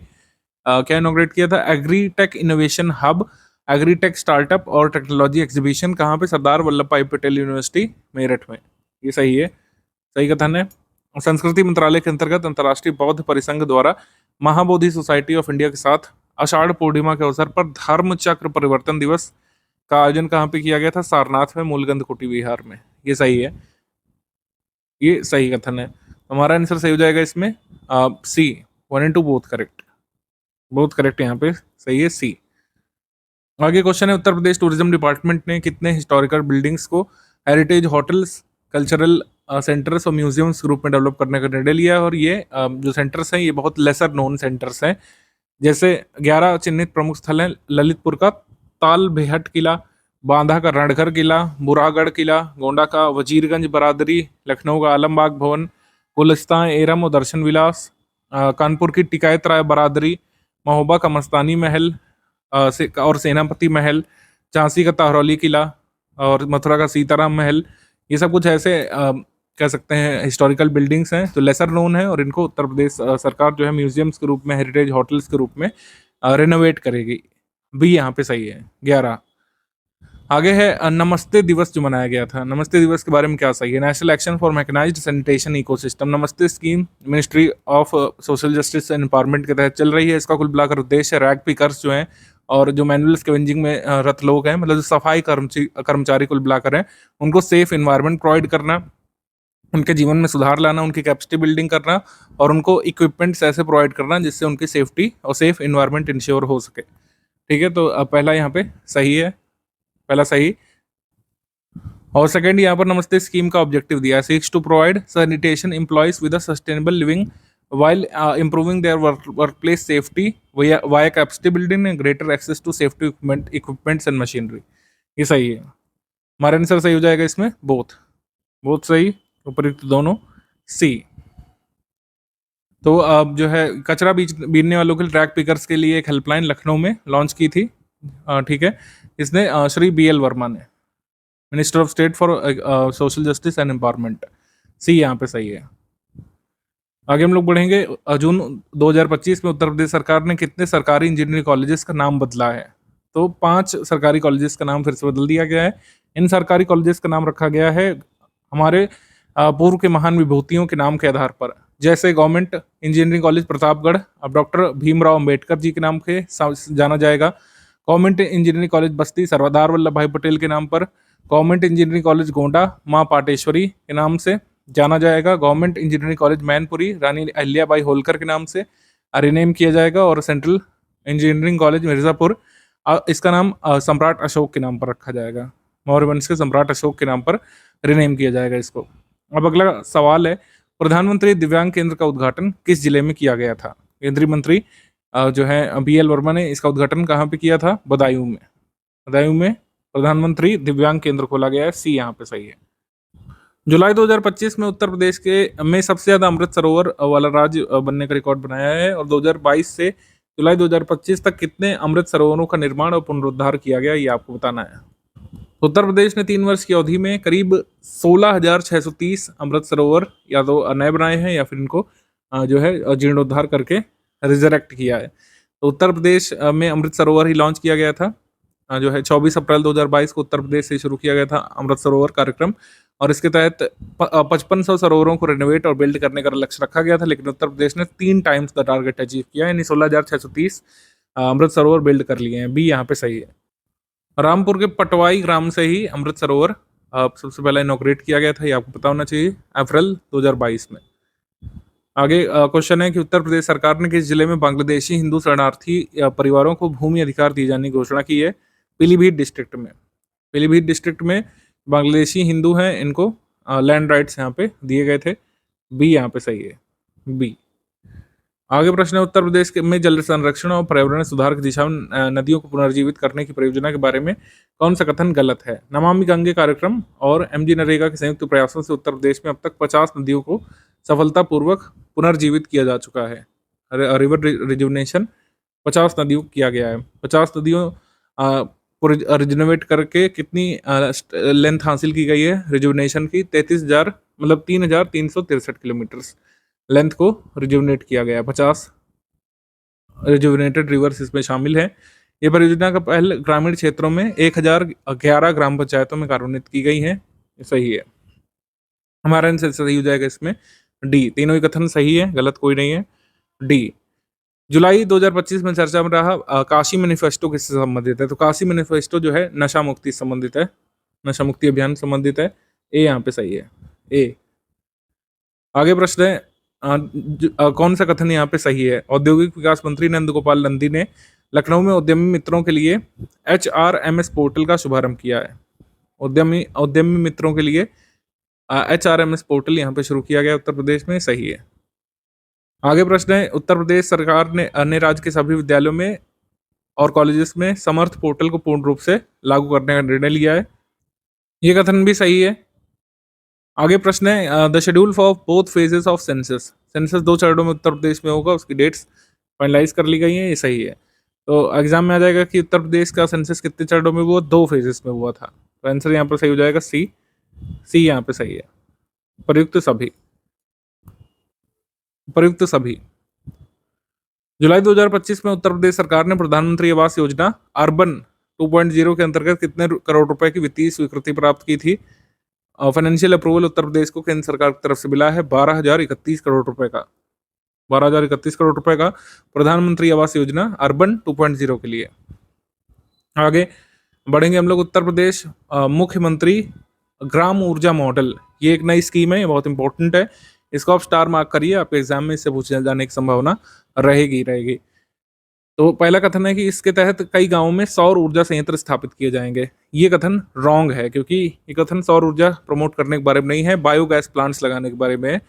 तो इसमें बायोगैस प्लांट्स बेसिकली लगाए जाएंगे छोटे छोटे गाँव में, गाँव स्तर पर जो है बायोगैस यूनिट्स लगाए जाएंगे। इस पहल का उद्देश्य है कि अयोध्या, वाराणसी, गोरखपुर और गोंडा जिलों में पायलट परियोजनाओं के तहत 2250 बायोगैस संयंत्र स्थापित किए जाएंगे। बायोगैस यूनिट्स लगाए जाएंगे पायलट तौर पर। कहाँ पर? अयोध्या, वाराणसी, गोरखपुर और गोंडा में लगाया जाएगा इसको, ये सही है। इस पहल को महात्मा गांधी राष्ट्रीय ग्रामीण रोजगार गारंटी योजना यानी मनरेगा के साथ इंटीग्रेट किया गया है और इसका सीधा लाभ किसानों को मिलेगा, ये सही है। इसको MG नरेगा के साथ इंटीग्रेट किया गया है, ये सही है। तो हमारा आंसर सही हो जाएगा इसमें। गलत है, केवल एक, ओनली वन यहाँ पर इनकरेक्ट है, ए।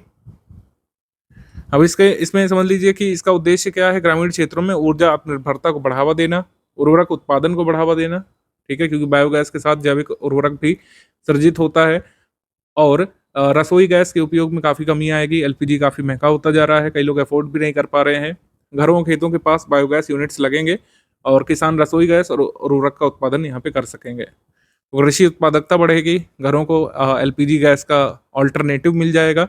एक बायोगैस प्लांट लगाने की जो लागत है वो निर्धारित की गई 39,300, इसमें सिर्फ 3,990 खर्च करने पड़ेंगे किसान को, बाकी खर्चा जो है ये गवर्नमेंट सब्सिडी और कार्बन क्रेडिट मॉडल के माध्यम से आएगा। आगे है प्रधानमंत्री आवास योजना अर्बन के तहत कितने करोड़ रुपए की राशि प्राप्त की है, बता चुके हैं आपको, बी। आगे कौन सा कथन यहाँ पे सही है, राज्यपाल आनंदीबेन पटेल ने लखनऊ स्थित अटल बिहारी वाजपेयी चिकित्सा विश्वविद्यालय में मियावाकी फॉरेस्ट का उद्घाटन और पौधारोपण अभियान में भाग लिया था, ये सही है। Atal Bihari Vajpayee medical university ABVMU में मियावाकी फॉरेस्ट लगाया गया। मियावाकी फॉरेस्ट आपको पता है एक जापानीज टेक्निक है, अर्बन एफोरेस्टेशन में काम में आती है। नगरीय जो कह सकते हैं वनीकरण है, उसमें मियावाकी मेथड काम में आता है। आगे सवाल है, मुख्यमंत्री योगी आदित्यनाथ जी ने उत्तर प्रदेश के सबसे लंबे समय तक लगातार मुख्यमंत्री बने रहने का रिकॉर्ड प्राप्त कर लिया है, ये सही है। इन्होंने गोविंद वल्लभ पंत का भी रिकॉर्ड तोड़ दिया है, जिनका रिकॉर्ड 8 वर्ष 127 डेज था। अब उनका रिकॉर्ड तोड़ करके योगी आदित्यनाथ जी सबसे लंबे समय तक, मतलब सबसे लंबा जो कॉन्टिन्यूस टेन्योर है उस तक मुख्यमंत्री रहने वाले उत्तर प्रदेश के CM बन गए हैं। तो जो है उत्तर प्रदेश कैबिनेट ने उत्तर प्रदेश रोजगार मिशन को सृजित किए जाने का प्रपोजल जो है 3 जुलाई 2025 को अप्रूव कर दिया है, ये सही है, ये सही है। ये थोड़ा सा गलत ये स्टेटमेंट आ गया है, इसको हम लोग फाइनल PDF में करेक्ट कर लेंगे। उत्तर प्रदेश रोजगार मिशन के सृजन को अप्रूव कर दिया है उत्तर प्रदेश कैबिनेट ने, ये सही है। तो हमारा आंसर सही हो जाएगा इसमें, उपयुक्त सभी। अगला प्रश्न है, उत्तर प्रदेश का फर्स्ट प्राइवेट रेलवे स्टेशन कौन सा बना है। फर्स्ट प्राइवेट रेलवे स्टेशन कहलाएगा गोमती नगर। क्यों कहलाएगा, क्योंकि वैसे तो ऐसा कुछ नहीं होने जा रहा है कि प्राइवेट रेल यहाँ पे चलेगी। रेलवे टिकटिंग सिस्टम ये सब इंडियन रेलवे ये देखेगी, ट्रेन ऑपरेशन, टिकट सेल्स, लेकिन इसका मेंटेनेंस एक प्राइवेट फर्म द्वारा किया जाएगा। एक प्राइवेट कंपनी गोमती नगर का मेंटेनेंस देखेगी। आगे सवाल है, उत्तर प्रदेश राज्य सरकार के प्रतिनिधिमंडल ने जुलाई 2025 में हरित हाइड्रोजन उत्पादन और ऊर्जा नवाचार को बढ़ाने के लिए किस देश का दौरा किया था। उत्तर प्रदेश का एक डेलीगेशन जापान अभी विजिट करने के लिए गया था। जापान जाकर के इन्होंने देखा कि किस तरीके से ग्रीन हाइड्रोजन उत्पादन हो सकता है उत्तर प्रदेश में, क्या इसकी पॉसिबिलिटीज़ हैं, ठीक है। और एक MOU भी यहाँ पर किया है जापानी एंटरप्रेन्योर्स के साथ कि एक centre of excellence for green hydrogen ये उत्तर प्रदेश में डेवलप करें वहाँ के लोग। तो जापान अभी उत्तर प्रदेश का डेलीगेशन विजिट करने के लिए गया था, ठीक। उसके बाद 31 जुलाई को वाराणसी के लम्ही विलेज में पैदा हुए महान उपन्यासकार और कहानीकार मुंशी प्रेमचंद की कौन सी जयंती मनाई गई थी। 145वीं बर्थ एनिवर्सरी मुंशी प्रेमचंद जी की मनाई गई थी, सी यहाँ पे सही है, 145वीं। इनका जन्म लम्ही गांव में हुआ था धनपत राय श्रीवास्तव के नाम से। इन्होंने मुंशी प्रेमचंद के नाम से हिंदी साहित्य लिखा था, कई सारे उपन्यास वगैरह लिखे। उर्दू साहित्य इन्होंने लिखा था नवाब राय के नाम से, नवाब राय के नाम से। और इनकी एक रचना जो सोज़ वतन है काफी फेमस है, उर्दू की रचना है सोज़ वतन। सोज़ वतन ये नवाब राय के नाम से इन्होंने लिखी थी। मुंशी प्रेमचंद धनपत राय श्रीवास्तव ने नवाब राय के नाम से सोज़ वतन की रचना की थी, ध्यान रखिएगा। आगे है, निम्नलिखित में से कौन सा सही है। पुलिस महानिदेशक राजीव कृष्ण ने उत्तर प्रदेश राज्य फॉरेंसिक विज्ञान संस्थान लखनऊ में एक वर्टिकल इंटरैक्शन कोर्स का उद्घाटन किया है। वर्टिकल इंटरैक्शन कोर्स ये पुलिस वालों के लिए रहेगा, जिससे वो फोरेंसिक विज्ञान का बेसिक सीख सके, ये सही है। प्रधानमंत्री मोदी जी ने अपने मन की बात के 124वें एडिशन में बुंदेलखंड में स्थित जो ये कलिंजर फोर्ट है इसकी इंपॉर्टेंस को हाईलाइट किया था। तो कलिंजर का जो दुर्ग है ये कहाँ पे स्थित है, बांदा में, ठीक है, बांदा डिस्ट्रिक्ट में है, बुंदेलखंड रीजन में उत्तर प्रदेश में कलिंजर फोर्ट। और कलिंजर विजिट करने जब शेरशाह सूरी गया था वहीं पर उसकी मृत्यु हुई थी। कलिंजर अभियान आखिरी अभियान था शेरशाह सूरी का। तो ये बोथ 1 और 2 करेक्ट है, सी यहाँ पे करेक्ट है। बांदा जिले के तराहाटी तहसील के अंतर्गत आता है ये कलिंजर फोर्ट, ये ध्यान रखिएगा। कलिंजर का दुर्ग। जुलाई 2025 में शासन में सुधार और कुशल शिकायत प्रबंधन सुनिश्चित करने के लिए उत्तर प्रदेश की एकीकृत शिकायत निवारण प्रणाली IGRS और सीएम डैशबोर्ड को किस राज्य केंद्र शासित प्रदेश को लागू करने की घोषणा की गई। मतलब उत्तर प्रदेश का जो ये है ना इंटीग्रेटेड ग्रीवेंस रिड्रेसल सिस्टम और सीएम डैशबोर्ड जो है इसकी नकल कौन करने वाला है, कौन सा स्टेट यूनियन टेरिटरी ये हमारा जो सिस्टम है इसको कॉपी करेगा। तो ये कॉपी करेगा दिल्ली, ठीक है, दिल्ली की सरकार जो है इसको कॉपी करने जा रही है हमारे उत्तर प्रदेश के ग्रीवेंस रिड्रेसल सिस्टम को। तो जैसे एग्जाम में आजकल ये सब भी पूछा जा रहा है, जैसे आपसे पूछ देंगे कि IGRS is related to what, Uttar Pradesh में IGRS किससे संबंधित है, तो ये है शिकायत निवारण से, ग्रीवेंस रिड्रेसल संबंधित है, शिकायत निवारण से संबंधित है IGRS। जुलाई 2025 में उत्तर प्रदेश सरकार की विद्युत शक्ति इनिशिएटिव जो है इसमें राजस्व संग्रहण और ग्रामीण महिलाओं के सशक्तिकरण में उल्लेखनीय सफलता प्राप्त की है। तो UPPCL का इनिशिएटिव है विद्युत सखी। UPPCL का इनिशिएटिव ये किस बारे में है, एम्प्लॉयमेंट अपॉर्चुनिटीज़, यहाँ पर जो बिल कलेक्शन एजेंट्स महिलाएं बन जाती हैं रूरल एरियाज़ की, उनको विद्युत सखी कहा जाता है। तो मीटर की रीडिंग करना, बिजली बिल वसूली एजेंट के रूप में, विद्युत सखी के रूप में ग्रामीण क्षेत्रों में महिलाएं जो काम करती हैं। तो विद्युत सखी इनिशिएटिव UPPCL का है। इसको जनवरी 2020 से शुरू किया गया था, मई से ये एक्चुअली लागू होना शुरू हुआ था 2020 से, कोविड वाले साल पे। कानपुर स्थित LPS कार्डियोलॉजी संस्थान वरिष्ठ रोगियों में हृदय वॉल्व प्रतिस्थापन के लिए TAVI transcatheter aortic valve implantation की सुविधा प्रदान करने वाला उत्तर प्रदेश का पहला सरकारी मेडिकल कॉलेज बना है। पहले बहुत इन्वेसिव सर्जरी होती थी यहाँ पे वॉल्व रिप्लेसमेंट के लिए, वॉल्व इम्प्लांटेशन के लिए हृदय में बाकायदा सर्जरी करनी पड़ती थी, लेकिन अब पैर की कह रहे हैं कि धमनी से इसको इंसर्ट कर सकेंगे वॉल्व। मिनिमल इन्वेसिव सर्जरी ये होगी और ऐसी टेक्निक इम्प्लीमेंट करने वाला पहला उत्तर प्रदेश का सरकारी कॉलेज बना है, मतलब सरकारी कह सकते हैं मेडिकल कॉलेज बना है, LPS institute of cardiology Kanpur. तो यहाँ पर आंसर सही हो जाएगा C, 1 and 2 both correct, C। 21 जुलाई 2025 को किस उच्च न्यायालय के न्यायाधीश यशवंत वर्मा को हटाने के लिए महाभियोग प्रक्रिया शुरू हो गई संसद में। इलाहाबाद उच्च न्यायालय के हैं यशवंत वर्मा, इनको हटाए जाने की प्रक्रिया शुरू हो चुकी है, ए यहाँ पे सही है। उत्तर प्रदेश सरकार द्वारा विभिन्न कृषि जलवायु क्षेत्रों में 5 अत्याधुनिक बीज पार्क स्टैब्लिश करने का निर्णय लिया गया है। 3 वर्षों में 2,500 करोड़ रुपए सरकार इसके लिए खर्च करेगी, ये सही है। सीड पार्क्स, पहला सीड पार्क, मतलब कई सारे सीड पार्क स्टैब्लिश किए जाएंगे, उनमें से पहला चौधरी चरण सिंह जी के नाम पर स्टैब्लिश किया जाएगा। कहाँ पे, अटारी लखनऊ में, पहला अटारी में लगाया जाएगा लखनऊ में। गवर्नमेंट इसमें public private partnership model use करेगी सीड पार्क्स के इम्प्लीमेंटेशन के लिए। तो 5 अत्याधुनिक बीज पार्क लगाए जाएंगे, इसमें पहला लखनऊ में लगाया जाएगा, ये सही है। आंसर यहाँ पर सही हो जाएगा सी। तो उत्तर प्रदेश के जितने भी मेन डिवीजन है वहाँ पर लगाया जाएगा। वेस्टर्न उत्तर प्रदेश में, एक तराई रीजन में, एक सेंट्रल उत्तर प्रदेश में, एक बुंदेलखंड में, एक ईस्टर्न उत्तर प्रदेश में। सड़क सुरक्षा में AI को अपनाने वाला उत्तर प्रदेश कौन सा राज्य बनेगा, पहला। सड़क सुरक्षा में AI को इम्प्लीमेंट करने वाला उत्तर प्रदेश पहला राज्य बनने जा रहा है। उत्तर प्रदेश में वैश्विक निवेश प्रोत्साहन और सुविधा के लिए China+1 नीति के तहत निवेश पहल की शुरुआत उत्तर प्रदेश ने कर दी है। Uttar Pradesh had launch investment initiative under China+1 policy to promote and facilitate global investment.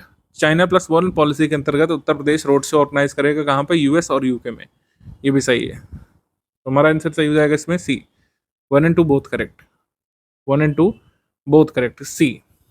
19 जुलाई 2025 को महान स्वतंत्रता सेनानी मंगल पांडे की कौन सी जयंती मनाई गई थी। 198वीं जयंती इनकी मनाई गई थी मंगल पांडे की। इनको फांसी देने की दिनांक क्या थी, ये कमेंट सेक्शन में लिख करके बताएंगे आप। निम्नलिखित में से कौन सा स्टेटमेंट इनकरेक्ट है। मुख्यमंत्री आदित्यनाथ जी ने सभी प्रकार के फूलों को विनिर्दिष्ट कृषि उत्पाद की श्रेणी से हटाकर अब गैर विनिर्दिष्ट श्रेणी में रखने का निर्णय लिया है। तो अब फूल बेचने वाले किसानों को अलग से मंडी शुल्क नहीं देना पड़ेगा, ये सही है। मुख्यमंत्री योगी आदित्यनाथ जी ने कानपुर में नवनिर्मित चंडीगढ़ यूनिवर्सिटी के लखनऊ कैंपस का उद्घाटन किया है, ये स्टेटमेंट रॉन्ग है, ठीक है। चंडीगढ़ यूनिवर्सिटी का नया कैंपस जो है ये इनॉग्रेट कहाँ पे किया गया है, उन्नाव में, ठीक है। उन्नाव से जो है चंडीगढ़ यूनिवर्सिटी के लखनऊ कैंपस का उद्घाटन किया गया था। तो ये स्टेटमेंट रॉन्ग हो गया, आंसर यहाँ पर सही हो जाएगा केवल 2, केवल सेकंड यहाँ पर इनकरेक्ट है, B, केवल सेकंड। जुलाई 2025 में उन्नाव से चंडीगढ़ यूनिवर्सिटी के लखनऊ कैंपस का उद्घाटन किया था। देश की पहली AI augmented multi disciplinary Chandigarh university के लखनऊ कैंपस के सत्र की शुरुआत हो गई है। भगवान बुद्ध के पवित्र पिपरवा रिलिक्स 127 साल बाद भारत लौट करके आए हैं। इस अवशेषों को British civil engineer William Claxton Peppe द्वारा पिपरवा में खोजा गया था। किस वर्ष में?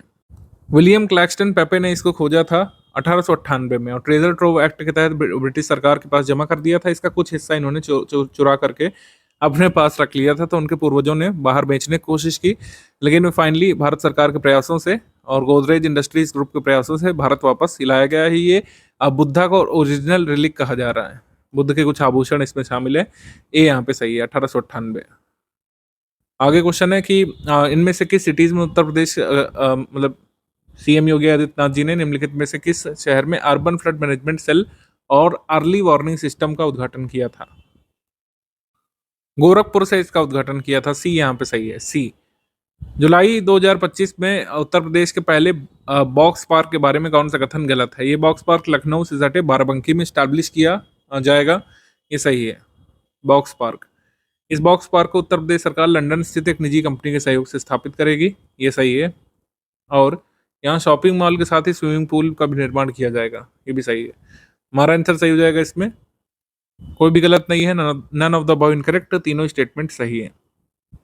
उत्तर प्रदेश कैबिनेट ने मेजर एडमिनिस्ट्रेटिव रिफॉर्म्स अप्रूव किए थे, उनमें से कौन सा आपका सही है? तो पहला है कि 1 करोड़ रुपए की संपत्ति खरीदने पर महिलाओं के लिए जो 1% स्टाम्प शुल्क में छूट होता है उसको मंजूर कर दिया, जो जिसकी लिमिट पहले 50 लाख रुपए की प्रॉपर्टी तक सीमित थी। तो यहाँ तक तो सही है, लेकिन पहले लिमिट 10 लाख रुपए तक की प्रॉपर्टी की थी, जिससे लाभ नहीं मिल पाता था। आप जान रहे हैं कोई प्रॉपर्टी आजकल 10 लाख रुपए में नहीं है, महंगाई बहुत ज़्यादा है, तो एक्चुअल लाभ महिलाओं को 1% स्टाम्प ड्यूटी माफ़ी का मिल नहीं पाता था। तो कैबिनेट ने इस कह सकते हैं प्रॉपर्टी लिमिट को 1 करोड़ रुपए तक बढ़ा दिया है, ठीक है। तो ये वाला स्टेटमेंट रॉन्ग है। इसके बाद है कि चित्रकूट लिंक एक्सप्रेसवे परियोजना को मंजूर कर दिया गया है, ये सही है। डिफेंस और सुरक्षा बलों के लिए उपकरण बनाने वाली प्राइवेट कंपनी रॉफे एम्फीबियर को नोएडा में एक भूमि पार्सल की बिक्री को मंजूरी दे दी है, ये सही है। और स्वामी विवेकानंद युवा सशक्तिकरण योजना के तहत जो पहले 25 लाख स्मार्टफोन वितरित किए जाने थे, उसको रद्द कर दिया गया है, तो ये सही है। पहले स्वामी विवेकानंद युवा सशक्तिकरण योजना के तहत स्मार्टफोन्स वितरित किए जाने थे, लेकिन अब सरकार ने निर्णय लिया है कि स्मार्टफोन से ज़्यादा फायदा नहीं मिलेगा, टैबलेट्स वितरित किए जाएंगे। स्मार्टफोन के स्थान पर अब युवाओं को स्वामी विवेकानंद युवा सशक्तिकरण योजना के अंतर्गत टैबलेट्स दिए जाएंगे, ना कि स्मार्टफोन, ये ध्यान रखिएगा। एग्जाम में आ सकता है कि क्या लैपटॉप मिलेगा कि क्या टैबलेट मिलेगा कि स्मार्टफोन मिलेगा, तो इसमें टैबलेट मिलेंगे। उत्तर प्रदेश सरकार और टाटा टेक्नोलॉजीज लिमिटेड की साझेदारी में 121 सरकारी पॉलिटेक्निक सेंटरों को सेंटर ऑफ एक्सीलेंस में बदला जाएगा, ये सही है। तो हमारा आंसर क्या हो जाएगा इसमें? 1 इनकरेक्ट है, बाकी सब सही है। तो इसमें हमारा आंसर हो जाएगा ए। 2, 3, 4, 5 सही है, पहला वाला इनकरेक्ट है, ए यहाँ पे सही है। स्टडी फॉर सिविल सर्विसेज का Uttar Pradesh current affair special का ये वीडियो रहेगा बाइलिंगुअल फॉर्मेट में, अगस्त मंथ 2025 का। स्टडी फॉर सिविल सर्विसेज का कोई भी अगर आपको पेड कोर्स ज्वाइन करना है टेलीग्राम में या फिर हमारे एप्लीकेशन पर, कोई भी आपकी क्वेरी है इन गिवन नंबर्स पर व्हाट्सएप मैसेज करके आप जानकारी प्राप्त कर सकते हैं हमारे टेलीग्राम पेड कोर्सेज के बारे में। यदि ऐप कोर्सेज में भी आपको कोई कंफ्यूजन है तो आप इसमें पूछ सकते हैं।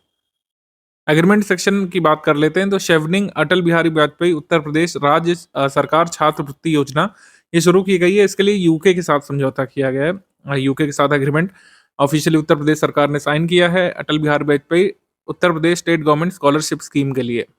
ब्रिटिश हाई कमिश्नर ने ऑफिशियली एग्रीमेंट सीएम योगी आदित्यनाथ जी के प्रेजेंस में साइन किया है। इस एग्रीमेंट के अंतर्गत मैक्सिमम 15 स्टूडेंट्स जो हैं ये यूके जाएंगे अपना पोस्ट ग्रेजुएट डिग्री परस्यू करने के लिए 3 साल के लिए। एकेडमिक ईयर 2026 से लेकर 2029 तक के लिए अभी ये योजना चलाई गई है, इसको आगे भी बढ़ा सकते हैं। इसके लिए पूरा फाइनेंशियल असिस्टेंस उत्तर प्रदेश सरकार और ये यूके की यूनिवर्सिटीज उठाएंगी, मतलब यूके का ये हाई कमीशन उठाएगा या फिर कोई भी मतलब यूके की तरफ से फंड आएगा, आधा उत्तर प्रदेश सरकार की तरफ से।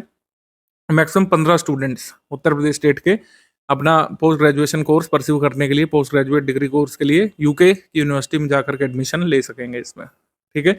ये है 3 वर्ष के लिए अभी चलाई जा रही है, ध्यान रखना महत्वपूर्ण है। 2026 से 2029 तक के लिए ये योजना चलाई जा रही है छात्रों के लिए। अपॉइंटमेंट सेक्शन में श्री शशि प्रकाश गोयल ये नए चीफ सेक्रेटरी बन गए उत्तर प्रदेश के नए मुख्य सचिव।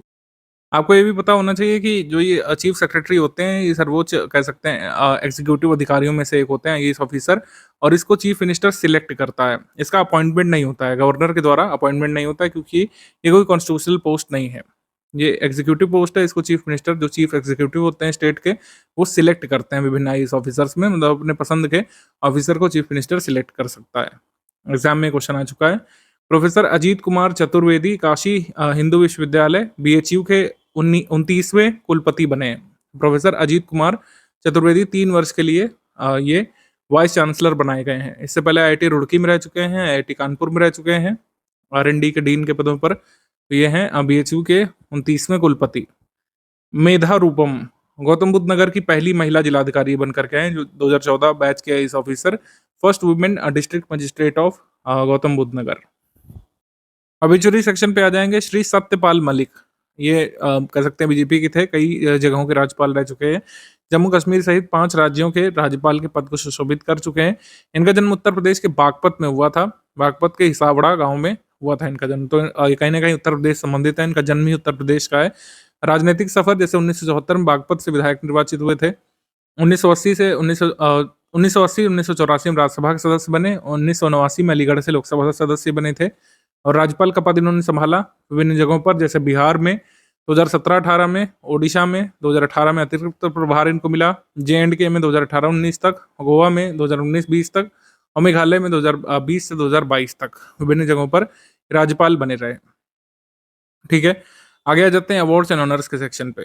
अवार्ड्स एंड ऑनर्स, वीरता के लिए राष्ट्रपति पदक, प्रेसिडेंट्स मेडल फॉर गैलेंट्री, ये श्री अजय कुमार साहनी को ये पुरस्कार मिला था प्रेसिडेंट ऑफ इंडिया की तरफ से। स्वतंत्रता दिवस के अवसर पर उनके करियर में तीसरे बार उनको प्रेसिडेंट मेडल ही मिला था।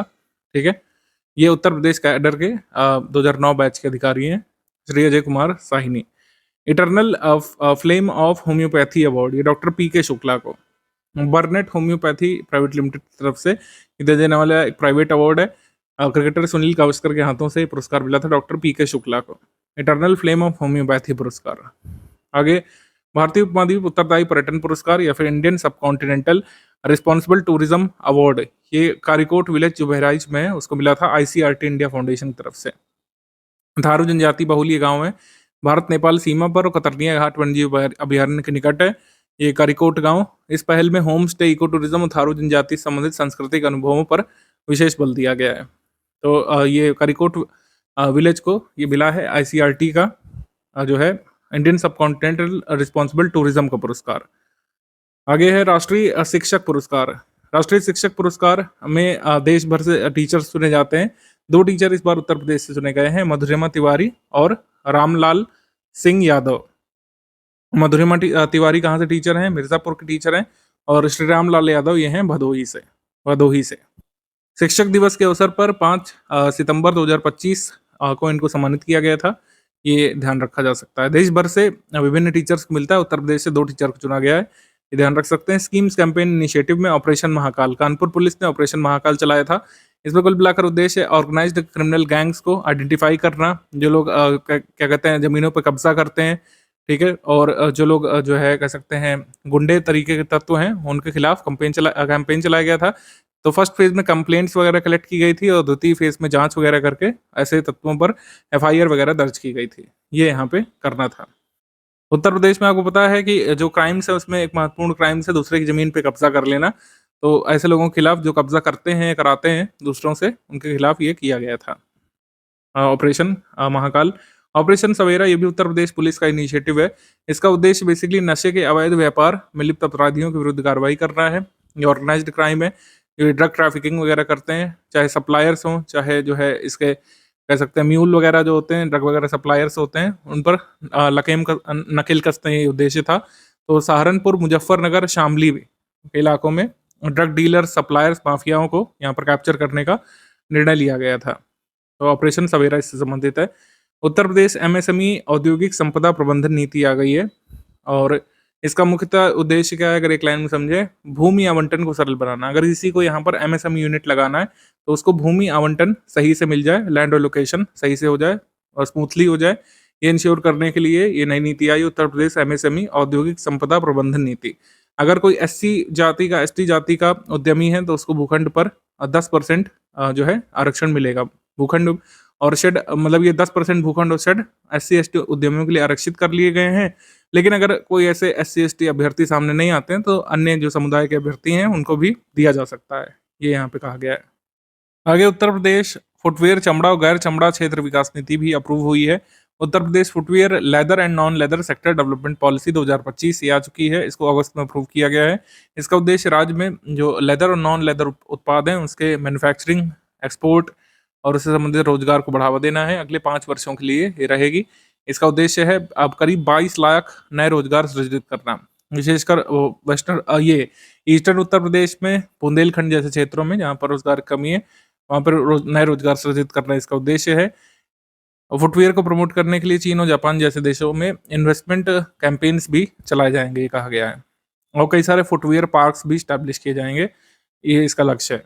सड़क सुरक्षा मित्र जो ये प्रोग्राम शुरू किया गया उत्तर प्रदेश डिपार्टमेंट, जो मतलब उत्तर प्रदेश का जो परिवहन विभाग है, उसके साथ इसमें शामिल है यूथ अफेयर्स का विभाग, क्योंकि 28 जिलों में 18 से 28 वर्ष के युवाओं को इसमें 1 सप्ताह के लिए शामिल किया जाएगा। सिविल इंजीनियरिंग के छात्रों को 15 दिवस का प्रशिक्षण दिया जाएगा रोड सेफ्टी में। और जो वॉलंटियर्स वगैरह हैं, उनको गुड समरिटन पुरस्कार वगैरह भी मिलेगा, जो सड़क सुरक्षा प्रमोट करने के लिए उत्कृष्ट कार्य कर रहे हैं। माई भारत प्लेटफॉर्म के माध्यम से युवाओं को सड़क सुरक्षा के लिए वॉलंटियर बनाया जाएगा। प्रथम चरण में देश भर के 100 जिलों का चयन किया गया है, जिसमें उत्तर प्रदेश के 28 जिले चुने गए हैं। देश भर के 100 जिलों में से 28 उत्तर प्रदेश के चुने गए हैं। ठीक है, तो इसमें वॉलंटियर वगैरह बनाए जाएंगे इस प्रोग्राम में, जो रोड सेफ्टी को प्रमोट करेंगे। वॉलंटियर बनने के लिए एक अनिवार्य शर्त ये होगी कि उनका कोई भी ऐसा ट्रैफिक वायलेशन केस या चालान वगैरह उनकी गाड़ी का नहीं होना चाहिए।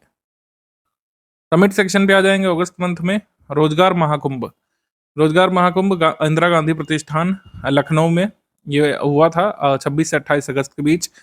तो इसका आयोजन श्रम और सेवा योजन विभाग ने किया था, जो नौकरियां वगैरह अरेंज करता है। इस महाकुंभ में 50,000 से अधिक नौकरियां, 15,000 अंतर्राष्ट्रीय अवसर एक ही मंच पर उपलब्ध कराए जाने के प्रयास किए गए थे। कई सारे लोग इसमें शामिल होते हैं, प्लेसमेंट ड्राइव्स वगैरह अरेंज कराई जाती हैं, कई सारे बल्क इंटरव्यू अरेंज कराए जाते हैं। ऐसा कहा गया कि सऊदी अरब, जापान और जर्मनी जैसे देशों में युवाओं को नौकरी के अवसर उपलब्ध कराए गए थे, लेकिन कितने लोगों को एक्चुअली मिलती है, आपको बताइए। साइबर अपराध के आयाम, बहुपक्षीय विधि संरचना, फॉरेंसिक और रणनीति प्रतिकार, यानी कि डायमेंशंस ऑफ साइबर वॉरफेयर, इस विषय पर एक कह सकते हैं सेमिनार का आयोजन किया गया था उत्तर प्रदेश राज्य फॉरेंसिक विज्ञान संस्थान, जो कि कहाँ पे, लखनऊ में। Uttar Pradesh state institute of forensic sciences Lucknow में है। यहाँ पर 3 डे इंटरनेशनल समिट का आयोजन किया गया था। ठीक है, तो ये ध्यान रख सकते हैं। आगे 17वां बायोफैच इंडिया, बायोफैच इंडिया ग्रेटर नोएडा में हुआ था। 30 अगस्त से 1 सितंबर के बीच हुआ था। जैविक उत्पादों, प्राकृतिक खाद्य पदार्थों और सतत प्रौद्योगिकियों को बढ़ावा देने के उद्देश्य से ये हुआ था।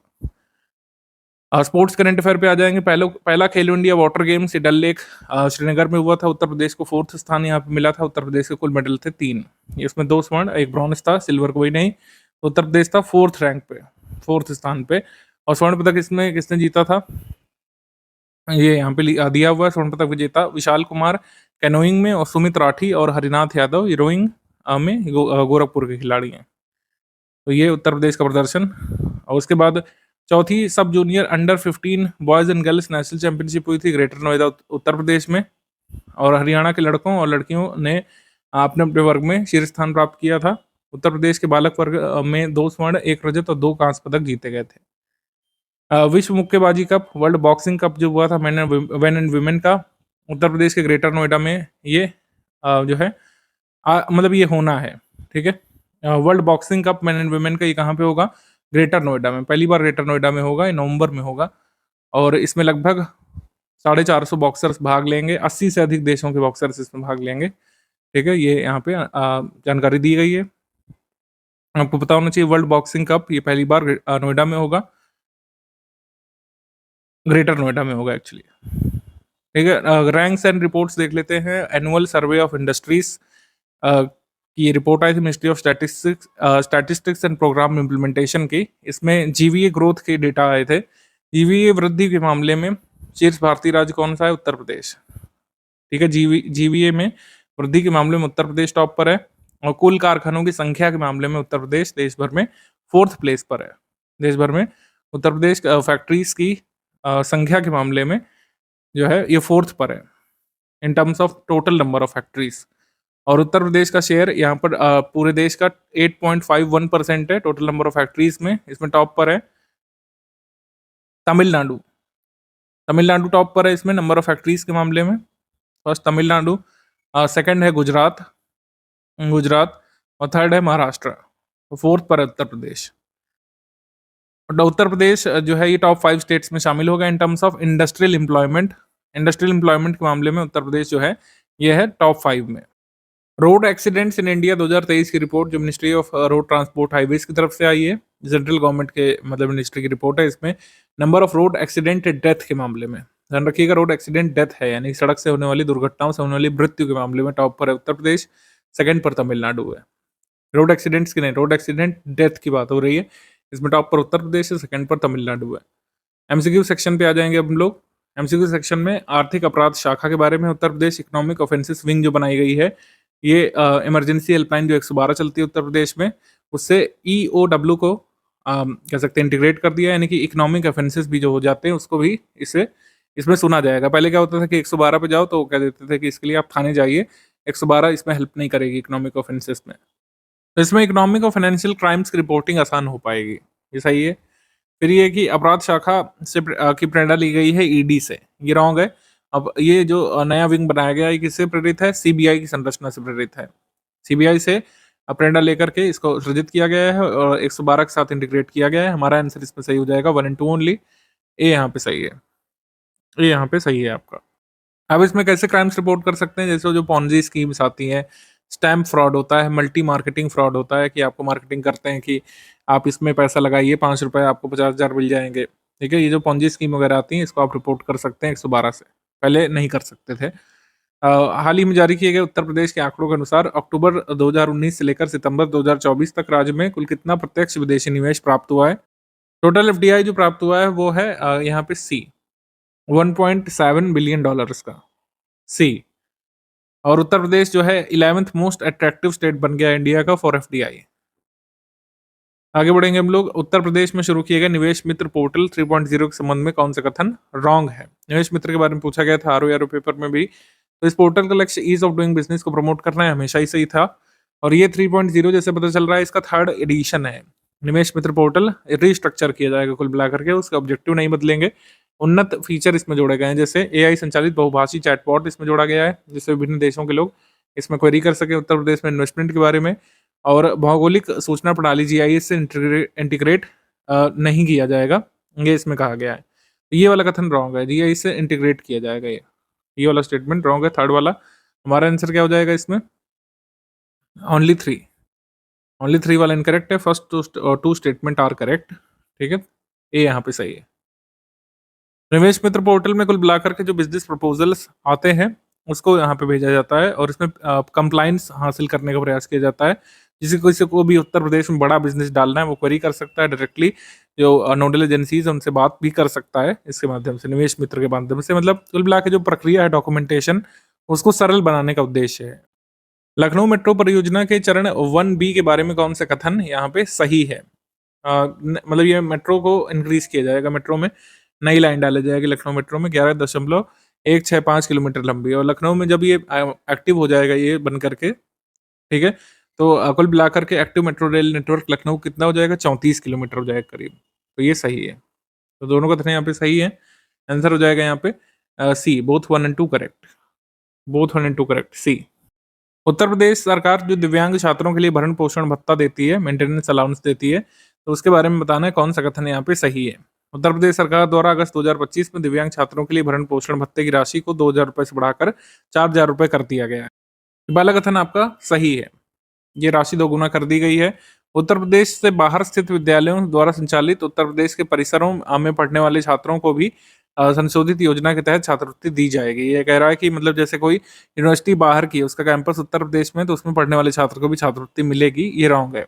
उत्तर प्रदेश सरकार की जो नई नीति है उसमें कहा गया कि अगर यूनिवर्सिटी भी यहीं की है और यहीं पर उत्तर प्रदेश के अंदर कैंपस है तभी उसको लाभ मिलेगा। इस छात्रवृत्ति के लिए कोई अधिकतम आयु नहीं, ये गलत है। मैक्सिमम एज लिमिट निर्धारित कर दी गई है, मैक्सिमम एज लिमिट है 40 ईयर्स। 40 ईयर्स से अगर कोई ज़्यादा है तो उसको स्कॉलरशिप नहीं मिलेगी, बल्कि दिव्यांगजनों से संबंधित और कोई योजना है तो वो मिलेगी, स्कॉलरशिप नहीं मिलेगी। या फिर कह सकते हैं मतलब उनको ये वाला अलाउंस नहीं मिलेगा, 4,000 रुपये वाला, महीने वाला। तो हमारा आंसर क्या हो जाएगा इसमें? कौन सा करेक्ट है? तो इसमें आंसर हो जाएगा ओनली वन, ओनली वन, केवल एक, ए यहाँ पे सही हो जाएगा। इसके साथ ही डिजी लॉकर रजिस्ट्रेशन यहाँ पे मैंडेटरी कर दिया गया है। डिजी लॉकर बहुत एग्जाम में आता रहता है, जब इन्फॉर्मेशन टेक्नोलॉजी से कोई क्वेश्चन पूछते हैं तो डिजी लॉकर के बारे में आपको पता होना चाहिए। ज़्यादातर स्कीमों का जो वेरिफिकेशन है डिजी लॉकर के माध्यम से होता है, जिससे फ्रॉड वगैरह ना हो। डिजी लॉकर को अब लॉन्च किया गया था डिजिटल इंडिया के साथ ही साथ, कह सकते हैं ये आया है 1 जुलाई 2015 को। 1 जुलाई 2015 को पीएम मोदी जी ने डिजी लॉकर लॉन्च किया था, ये याद रखिएगा। Digi locker was launched in 1 जुलाई 2015। 1 अगस्त 2025 को उत्तर प्रदेश के किस रेलवे स्टेशन ने अपनी स्थापना के करीब 100 वर्ष पूरे कर लिए हैं? ठीक है, तो 100 वर्ष पूरे किए हैं चारबाग रेलवे स्टेशन ने। इससे एक कहानी भी जुड़ी है कि जवाहरलाल नेहरू जी और महात्मा गांधी जी की पहली ऑफिशियल मुलाकात यहीं पे हुई थी। ठीक है, जब जो कह सकते हैं लखनऊ सेशन में पार्टिसिपेट करने के लिए गांधी जी मतलब आए थे, और लखनऊ सेशन जो हुआ था लखनऊ पैक्ट वाला, तो चारबाग में मीटिंग हुई थी महात्मा गांधी जी की और नेहरू जी की। 100 वर्ष इसके पूरे हो चुके हैं। इस स्टेशन का जो है कह सकते हैं फाउंडेशन स्टोन किसने रखा था? बिशप जॉर्ज हर्बर्ट ने 1914 में, और इसका कंस्ट्रक्शन 1923 में कंप्लीट हो पाया था। जे.एच. हॉर्निमैन ने इसको बनवाया था। आगे है, छत्रपति शिवाजी महाराज को समर्पित स्मारक निर्माण की घोषणा के संबंध में कौन सा कथन सही है? आगरा के कोठी मीना बाजार में छत्रपति शिवाजी महाराज का एक मेमोरियल बनवाया जाएगा, कोठी मीना बाजार में, और Uttar Pradesh tourism development corporation इसको बनाएगा। ये सही है। हमारा आंसर सही क्या हो जाएगा इसमें? C, both 1 and 2 correct. 1 और 2 दोनों सही है। अगस्त 2025 में उत्तर प्रदेश के किस शहर में स्थित इंदिरा गांधी नक्षत्रशाला को 2 साल बाद नए रूप और अत्याधुनिक तकनीक के साथ दर्शकों के लिए फिर से खोला गया है? इंदिरा गांधी प्लेनेटेरियम कहाँ पे स्थित है? ये राजधानी में है, लखनऊ में। डी यहाँ पे सही है, डी।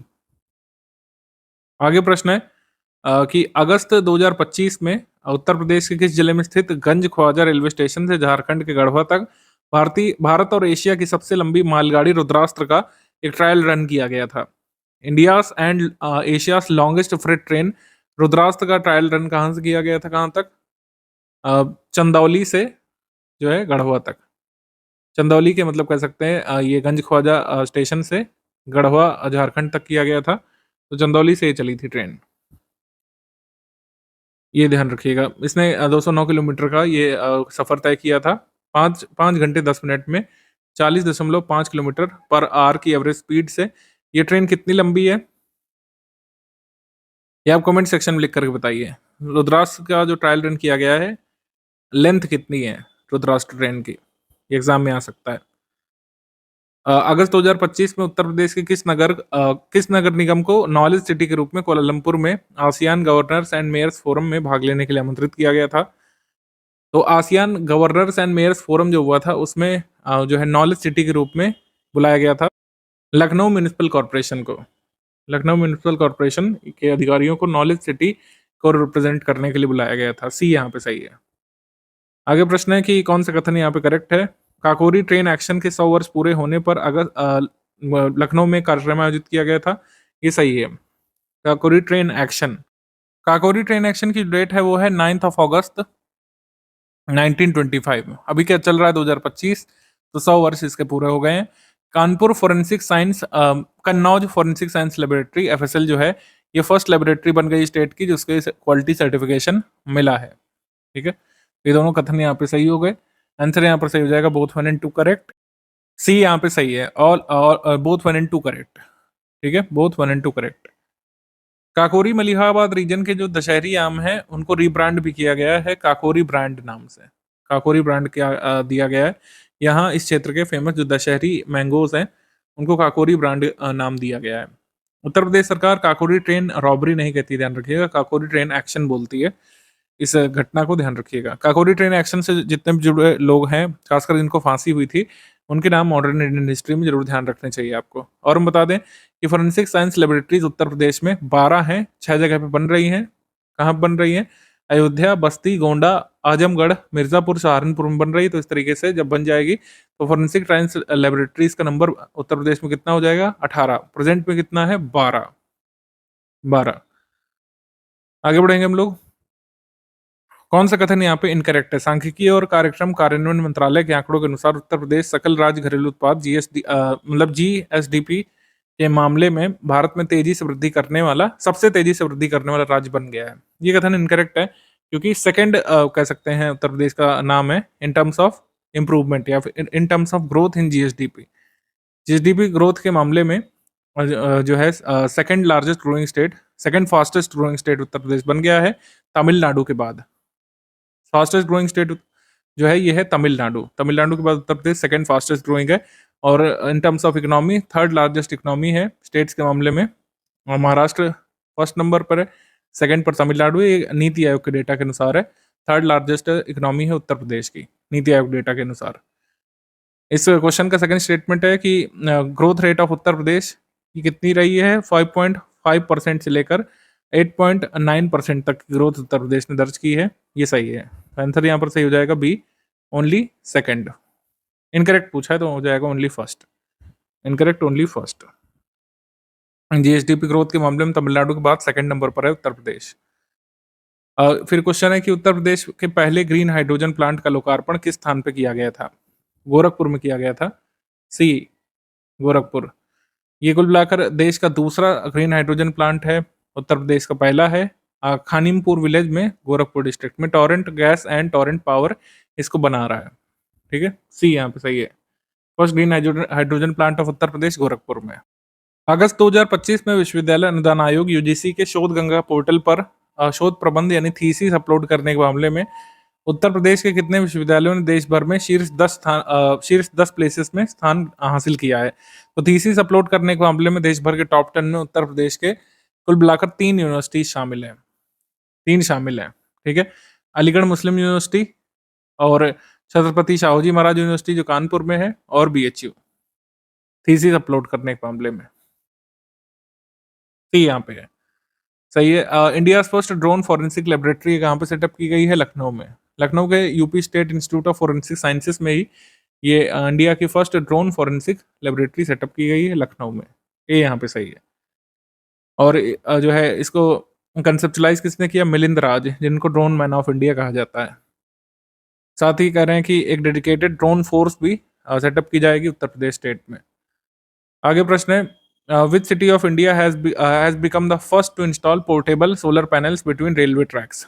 और रेलवे ट्रैक्स के बीच में पोर्टेबल सोलर पैनल लगाने वाला पहला जो कह सकते हैं सिटी कौन सा बना है? वाराणसी में। मतलब पटरियों के बीच में सोलर पैनल लगाए गए थे। ये रिमूवेबल सोलर पैनल सिस्टम इसमें लगाया गया था वाराणसी में। सी यहाँ पे सही है। बनारस लोकोमोटिव वर्क्स में लगाए गए थे, बीएलडब्ल्यू में। अगस्त 2025 में किस मंदिर परिसर क्षेत्र को आधिकारिक तौर पर प्लास्टिक मुक्त घोषित किया गया था? काशी विश्वनाथ धाम में इस बार तय किया गया था कि मतलब चढ़ावा चढ़ाते समय किसी भी प्लास्टिक प्रोडक्ट्स को, मतलब सिंगल यूज प्लास्टिक को नहीं लेकर आएंगे आप। मतलब पन्नी में दूध, पन्नी में पूजा सामग्री, फूल वगैरह नहीं ले जाएंगे। तो एक तरीके से plastic free, single use plastic free क्षेत्र ये बन गया था काशी विश्वनाथ जी का मंदिर। ये यहाँ पे सही है। कौन सा कथन यहाँ पे करेक्ट है ये बताना है। तो करेक्ट पूछा है, गृह मंत्रालय द्वारा उत्तर प्रदेश के शाहजहांपुर जिले में स्थित जलालाबाद नगर का नाम बदलकर आधिकारिक रूप से परशुरामपुरी करने की स्वीकृति प्रदान कर दी गई है। जलालाबाद जो टाउन है कहाँ पे? शाहजहांपुर डिस्ट्रिक्ट में जलालाबाद। अब ये परशुरामपुरी नाम से जाना जाएगा। जो जलालाबाद टाउन ये लॉर्ड परशुराम को बर्थ प्लेस माना जाता है एज पर माइथोलॉजिकल टेक्स्ट। तो यहाँ पर आंसर हो जाएगा सी, बोथ 1 and 2 करेक्ट। वैसे जलालाबाद नगर नाम किसने दिया था? ये मिडिवल पीरियड में नाम पड़ा था 1560 में जलालुद्दीन मोहम्मद अकबर के नाम पर, क्योंकि अकबर का पूरा नाम है जलालुद्दीन मोहम्मद अकबर। इसमें आंसर होगा सी। आगे प्रश्न है, उत्तर प्रदेश पुलिस की इमरजेंसी यूनिट 112 ने कौन सा एक स्पेशल इनिशिएटिव लॉन्च किया to reconnect with senior citizens registered in which scheme on the occasion of world senior citizen day? World senior citizen day 21 अगस्त के दिन, मतलब किस कह सकते हैं योजना से सीनियर सिटीजन को कनेक्ट करने का निर्णय लिया है 112 इमरजेंसी यूनिट ने? सवेरा स्कीम के तहत, सवेरा योजना। सवेरा योजना ये पहले की है, ये 26 अक्टूबर 2019 को लॉन्च की गई थी उत्तर प्रदेश पुलिस के द्वारा, सवेरा स्कीम। इसका कुल मिलाकर उद्देश्य है रेगुलर कम्युनिटी डायलॉग सीनियर्स के साथ मेंटेन करना। एक special senior citizen cell district level पर बनाया जाएगा और हर पुलिस स्टेशन पर भी ऐसे सेल बनाए जाएंगे जो सीनियर सिटीजन की समस्याओं का जो निराकरण करते रहें। अगर किसी सीनियर सिटीजन को इससे जो है जुड़ना है तो 112 पर रजिस्टर कर सकता है खुद को। मतलब सीनियर सिटीजन को कोई इमीडिएट सर्विस चाहिए तो 112 से प्राप्त कर सकते हैं। अटल आवासीय विद्यालयों के लिए एकीकृत निगरानी प्रणाली आईएमएस के संबंध में कौन सा कथन सही है? होटल रेजिडेंशियल स्कूल्स के लिए integrated monitoring system IMS launch कर दिया गया है, ये सही है। तो इससे क्या होगा कि अटल रेजिडेंशियल स्कूल्स जो चल रहे हैं उनकी मॉनिटरिंग में आसानी रहेगी, डिजिटल मॉनिटरिंग उनकी की जाएगी। 18 अटल रेजिडेंशियल स्कूल्स जो उत्तर प्रदेश में, ये जब बजट में अनाउंस किए गए थे 2023 में, तब से चल रहे हैं और इसमें 18,000 स्टूडेंट्स पढ़ते हैं। आंसर यहाँ पर सही हो जाएगा सी। बोथ मतलब 1 एंड 2 करेक्ट है, सी। आगे बढ़ेंगे हम लोग। इसमें बताना है कि doctor APJ Abdul Kalam technical university, जिसको एकेटीयू कहा जाता है, इसने कहा है कि एस्ट्रोनॉट शुभांशु शुक्ला के नाम पर एक इनोवेशन एक्सप्रेस लैब ये शुरू करेंगे। सही है, innovation express lab. City Montessori school Lucknow ने भी कहा है कि ये शुभांशु शुक्ला इनोवेशन एक्सप्रेस नामक एक मोबाइल इनोवेशन प्रोग्राम शुरू करेंगे। ये भी सही है। हमारा आंसर सही हो जाएगा इसमें C. Both 1 and 2 correct, both 1 and 2 correct. और इंडिया पोस्ट ने भी एक पोस्टल कवर लॉन्च किया गया था इनके कह सकते हैं सम्मान में। बर्ड फ्लू के बारे में क्या सही है? बर्ड फ्लू फैल रहा है उत्तर प्रदेश में, तो ये बैक्टीरिया से होता है। ये पहला कथन रॉन्ग है क्योंकि ये H5N1 वायरस से होता है। किससे होता है? विषाणु से, यानी H5N1 वायरस से होता है। बर्ड फ्लू को डिटेक्ट किया गया था सबसे पहली बार हांगकांग में ईयर 1997 में। ईयर 1997 में सबसे पहले इसको हांगकांग में डिटेक्ट किया गया था। ये सही है। हमारा आंसर क्या हो जाएगा इसमें? इसमें करेक्ट पूछा है, इसमें करेक्ट पूछा है तो इसका आंसर हो जाएगा सी, ओनली 2। ओनली 2, सी मतलब बी, केवल 2। आगे बढ़ते हैं हम लोग। Which of the following statement is are correct? Uttar Pradesh सरकार ने राष्ट्रीय राजधानी क्षेत्र में पटाखों के निर्माण, भंडारण, बिक्री, उपयोग पर पूर्ण प्रतिबंध लगा दिया है सुप्रीम कोर्ट के आदेश के बाद। और ये फायर क्रैकर्स पर बैन एनसीआर रीजन में लागू होगा। तो एनसीआर के जितने, मतलब एनसीआर रीजन में उत्तर प्रदेश के जितने भी जिले आते हैं वहां पे लागू होगा ये। ठीक है, तो ये सही है। बोथ 1 एंड 2 का यहाँ पे करेक्ट है। जो कोई भी पटाखे छुटाएगा वो उल्लंघन करेगा एनवायरमेंट प्रोटेक्शन एक्ट की धारा 15 का। आगे कौन सा कथन यहाँ पे गलत है? 31 अगस्त को लखनऊ में राज्य स्तरीय विमुक्त जनजाति दिवस मनाया गया था। विमुक्त जनजाति मतलब हो जाता है डिनोटिफाइड ट्राइब्स।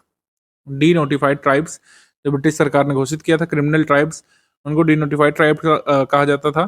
तो डीएनटीज बोलते हैं विमुक्त जनजाति को। ये कब बनाया गया था? 31 अगस्त को ये डिनोटिफाइड ट्राइब्स डे, विमुक्त जनजाति दिवस बनाया गया था। ये सही है। मेन ऑब्जेक्टिव था इस बोर्ड को सृजित करने का। एक्चुअली जो है एक वेलफेयर बोर्ड सृजित किया गया है डिनोटिफाइड ट्राइब्स के लिए और नोमैडिक ट्राइब्स के लिए। हम मतलब ये chief minister of Uttar Pradesh ने कहा है कि जल्द ही एक डिनोटिफाइड ट्राइब्स के लिए और नोमैडिक ट्राइब्स के लिए एक अलग से कल्याण बोर्ड सृजित किया जाएगा, जैसे ट्रांसजेंडर कल्याण बोर्ड होता है। घुमंती जातियों के लिए और विमुक्त जनजातियों के लिए ये बोर्ड काम करेगा। तो शामली और वनटांगिया मॉडल पर इनको जो है बेनिफिट्स दिए जाएंगे, सोशल सिक्योरिटी इनकी इंप्रूव की जाएगी जनजातियों की और डीएनटीज की। ये सही है। इसका आंसर हो जाएगा सी। बोथ 1 एंड 2 करेक्ट, सी। ऊपर इनकरेक्ट पूछा है एक्चुअली, मैंने देखा नहीं, तो इनकरेक्ट पे आंसर हो जाएगा इसका डी, यानी कि कोई भी इनकरेक्ट नहीं है, डी।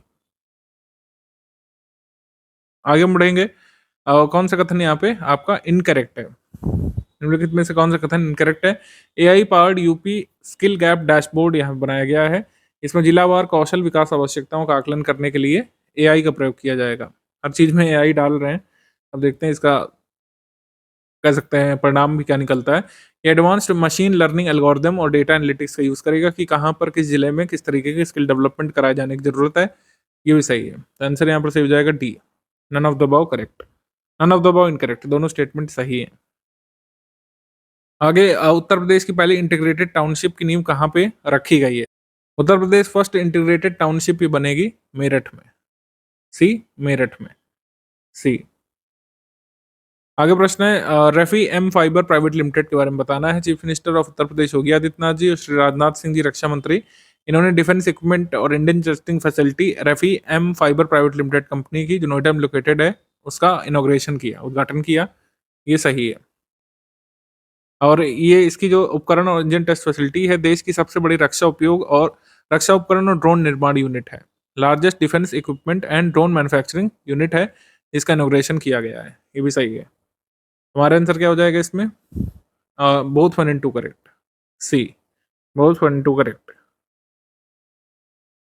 आगे प्रश्न है कि उत्तर प्रदेश के मुख्यमंत्री योगी आदित्यनाथ जी ने किस जिले में एक नए सीमेंट संयंत्र का उद्घाटन किया था?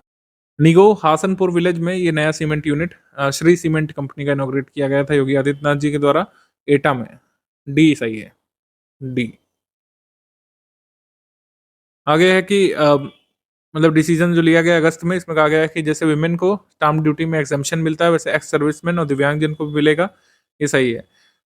और उत्तर प्रदेश के सीएम ने कहा है कि स्टैम्प ड्यूटी और रजिस्ट्रेशन फ़ी पर जो स्मॉल और मीडियम क्लास की लीज़ होती है, उस पर 5 साल के पीरियड के लिए ये एग्ज़म्पशन दिया जाए।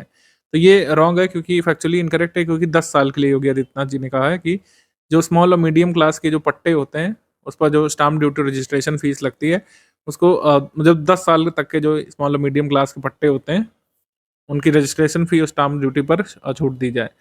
तो 5 साल के लिए नहीं, 10 साल के लिए कहा था उन्होंने। तो आंसर यहाँ पर सही हो जाएगा ओनली 1, ओनली 1, केवल 1। प्रधानमंत्री नरेंद्र मोदी जी उत्तर प्रदेश के किस जिले में आयोजित किसान महोत्सव में पीएम किसान सम्मान निधि की 20वीं किस्त मतलब ये जारी करने वाले थे, और की इन्होंने 20वीं किस्त पीएम किसान सम्मान निधि की कहाँ से जारी की गई थी? इनके लोकसभा क्षेत्र वाराणसी से। बी, वाराणसी से। निम्नलिखित में से कौन सा कथन सही है? जो इन्वेस्टमेंट प्रोजेक्ट्स लाए गए थे इन्वेस्टमेंट इनिशिएटिव से 16,000 इन्वेस्टमेंट प्रोजेक्ट ये इम्प्लीमेंट किए जा रहे हैं उत्तर प्रदेश में। जो एमओयू मतलब हुए थे, उनमें से 16,000 इम्प्लीमेंट किए जा रहे हैं। और जो सबसे ज़्यादा एमओयू जो इम्प्लीमेंट हो रहे हैं वो किस क्षेत्र के हैं? मैन्युफैक्चरिंग के सबसे ज़्यादा हैं, फिर सर्विस के, फिर इंफ्रास्ट्रक्चर के। दोनों कथन यहाँ पे आपके सही हो जाएंगे। यहाँ पे सही हो जाएगा सी, 1 एंड 2 बोथ करेक्ट। 8,000 इम्प्लीमेंटेशन में है, 8,000 कॉमर्शियल ऑपरेशन शुरू कर चुके हैं प्रोजेक्ट्स। आगे 30 अगस्त 2025 को केंद्रीय मंत्री अश्विनी वैष्णव ने किस शहर में देश के प्रथम टेम्पर्ड ग्लास निर्माण कारखाने का उद्घाटन किया है? तो टेम्पर्ड ग्लास मैन्युफैक्चरिंग फैक्ट्री जो है, ये कहाँ पे लगाई गई है? नोएडा में। तो ये भारत की पहली टेम्पर्ड ग्लास फैक्ट्री, मतलब अभी तक जो भी टेम्पर्ड ग्लास लग रहा था आपके मोबाइल में, सब चाइना का था।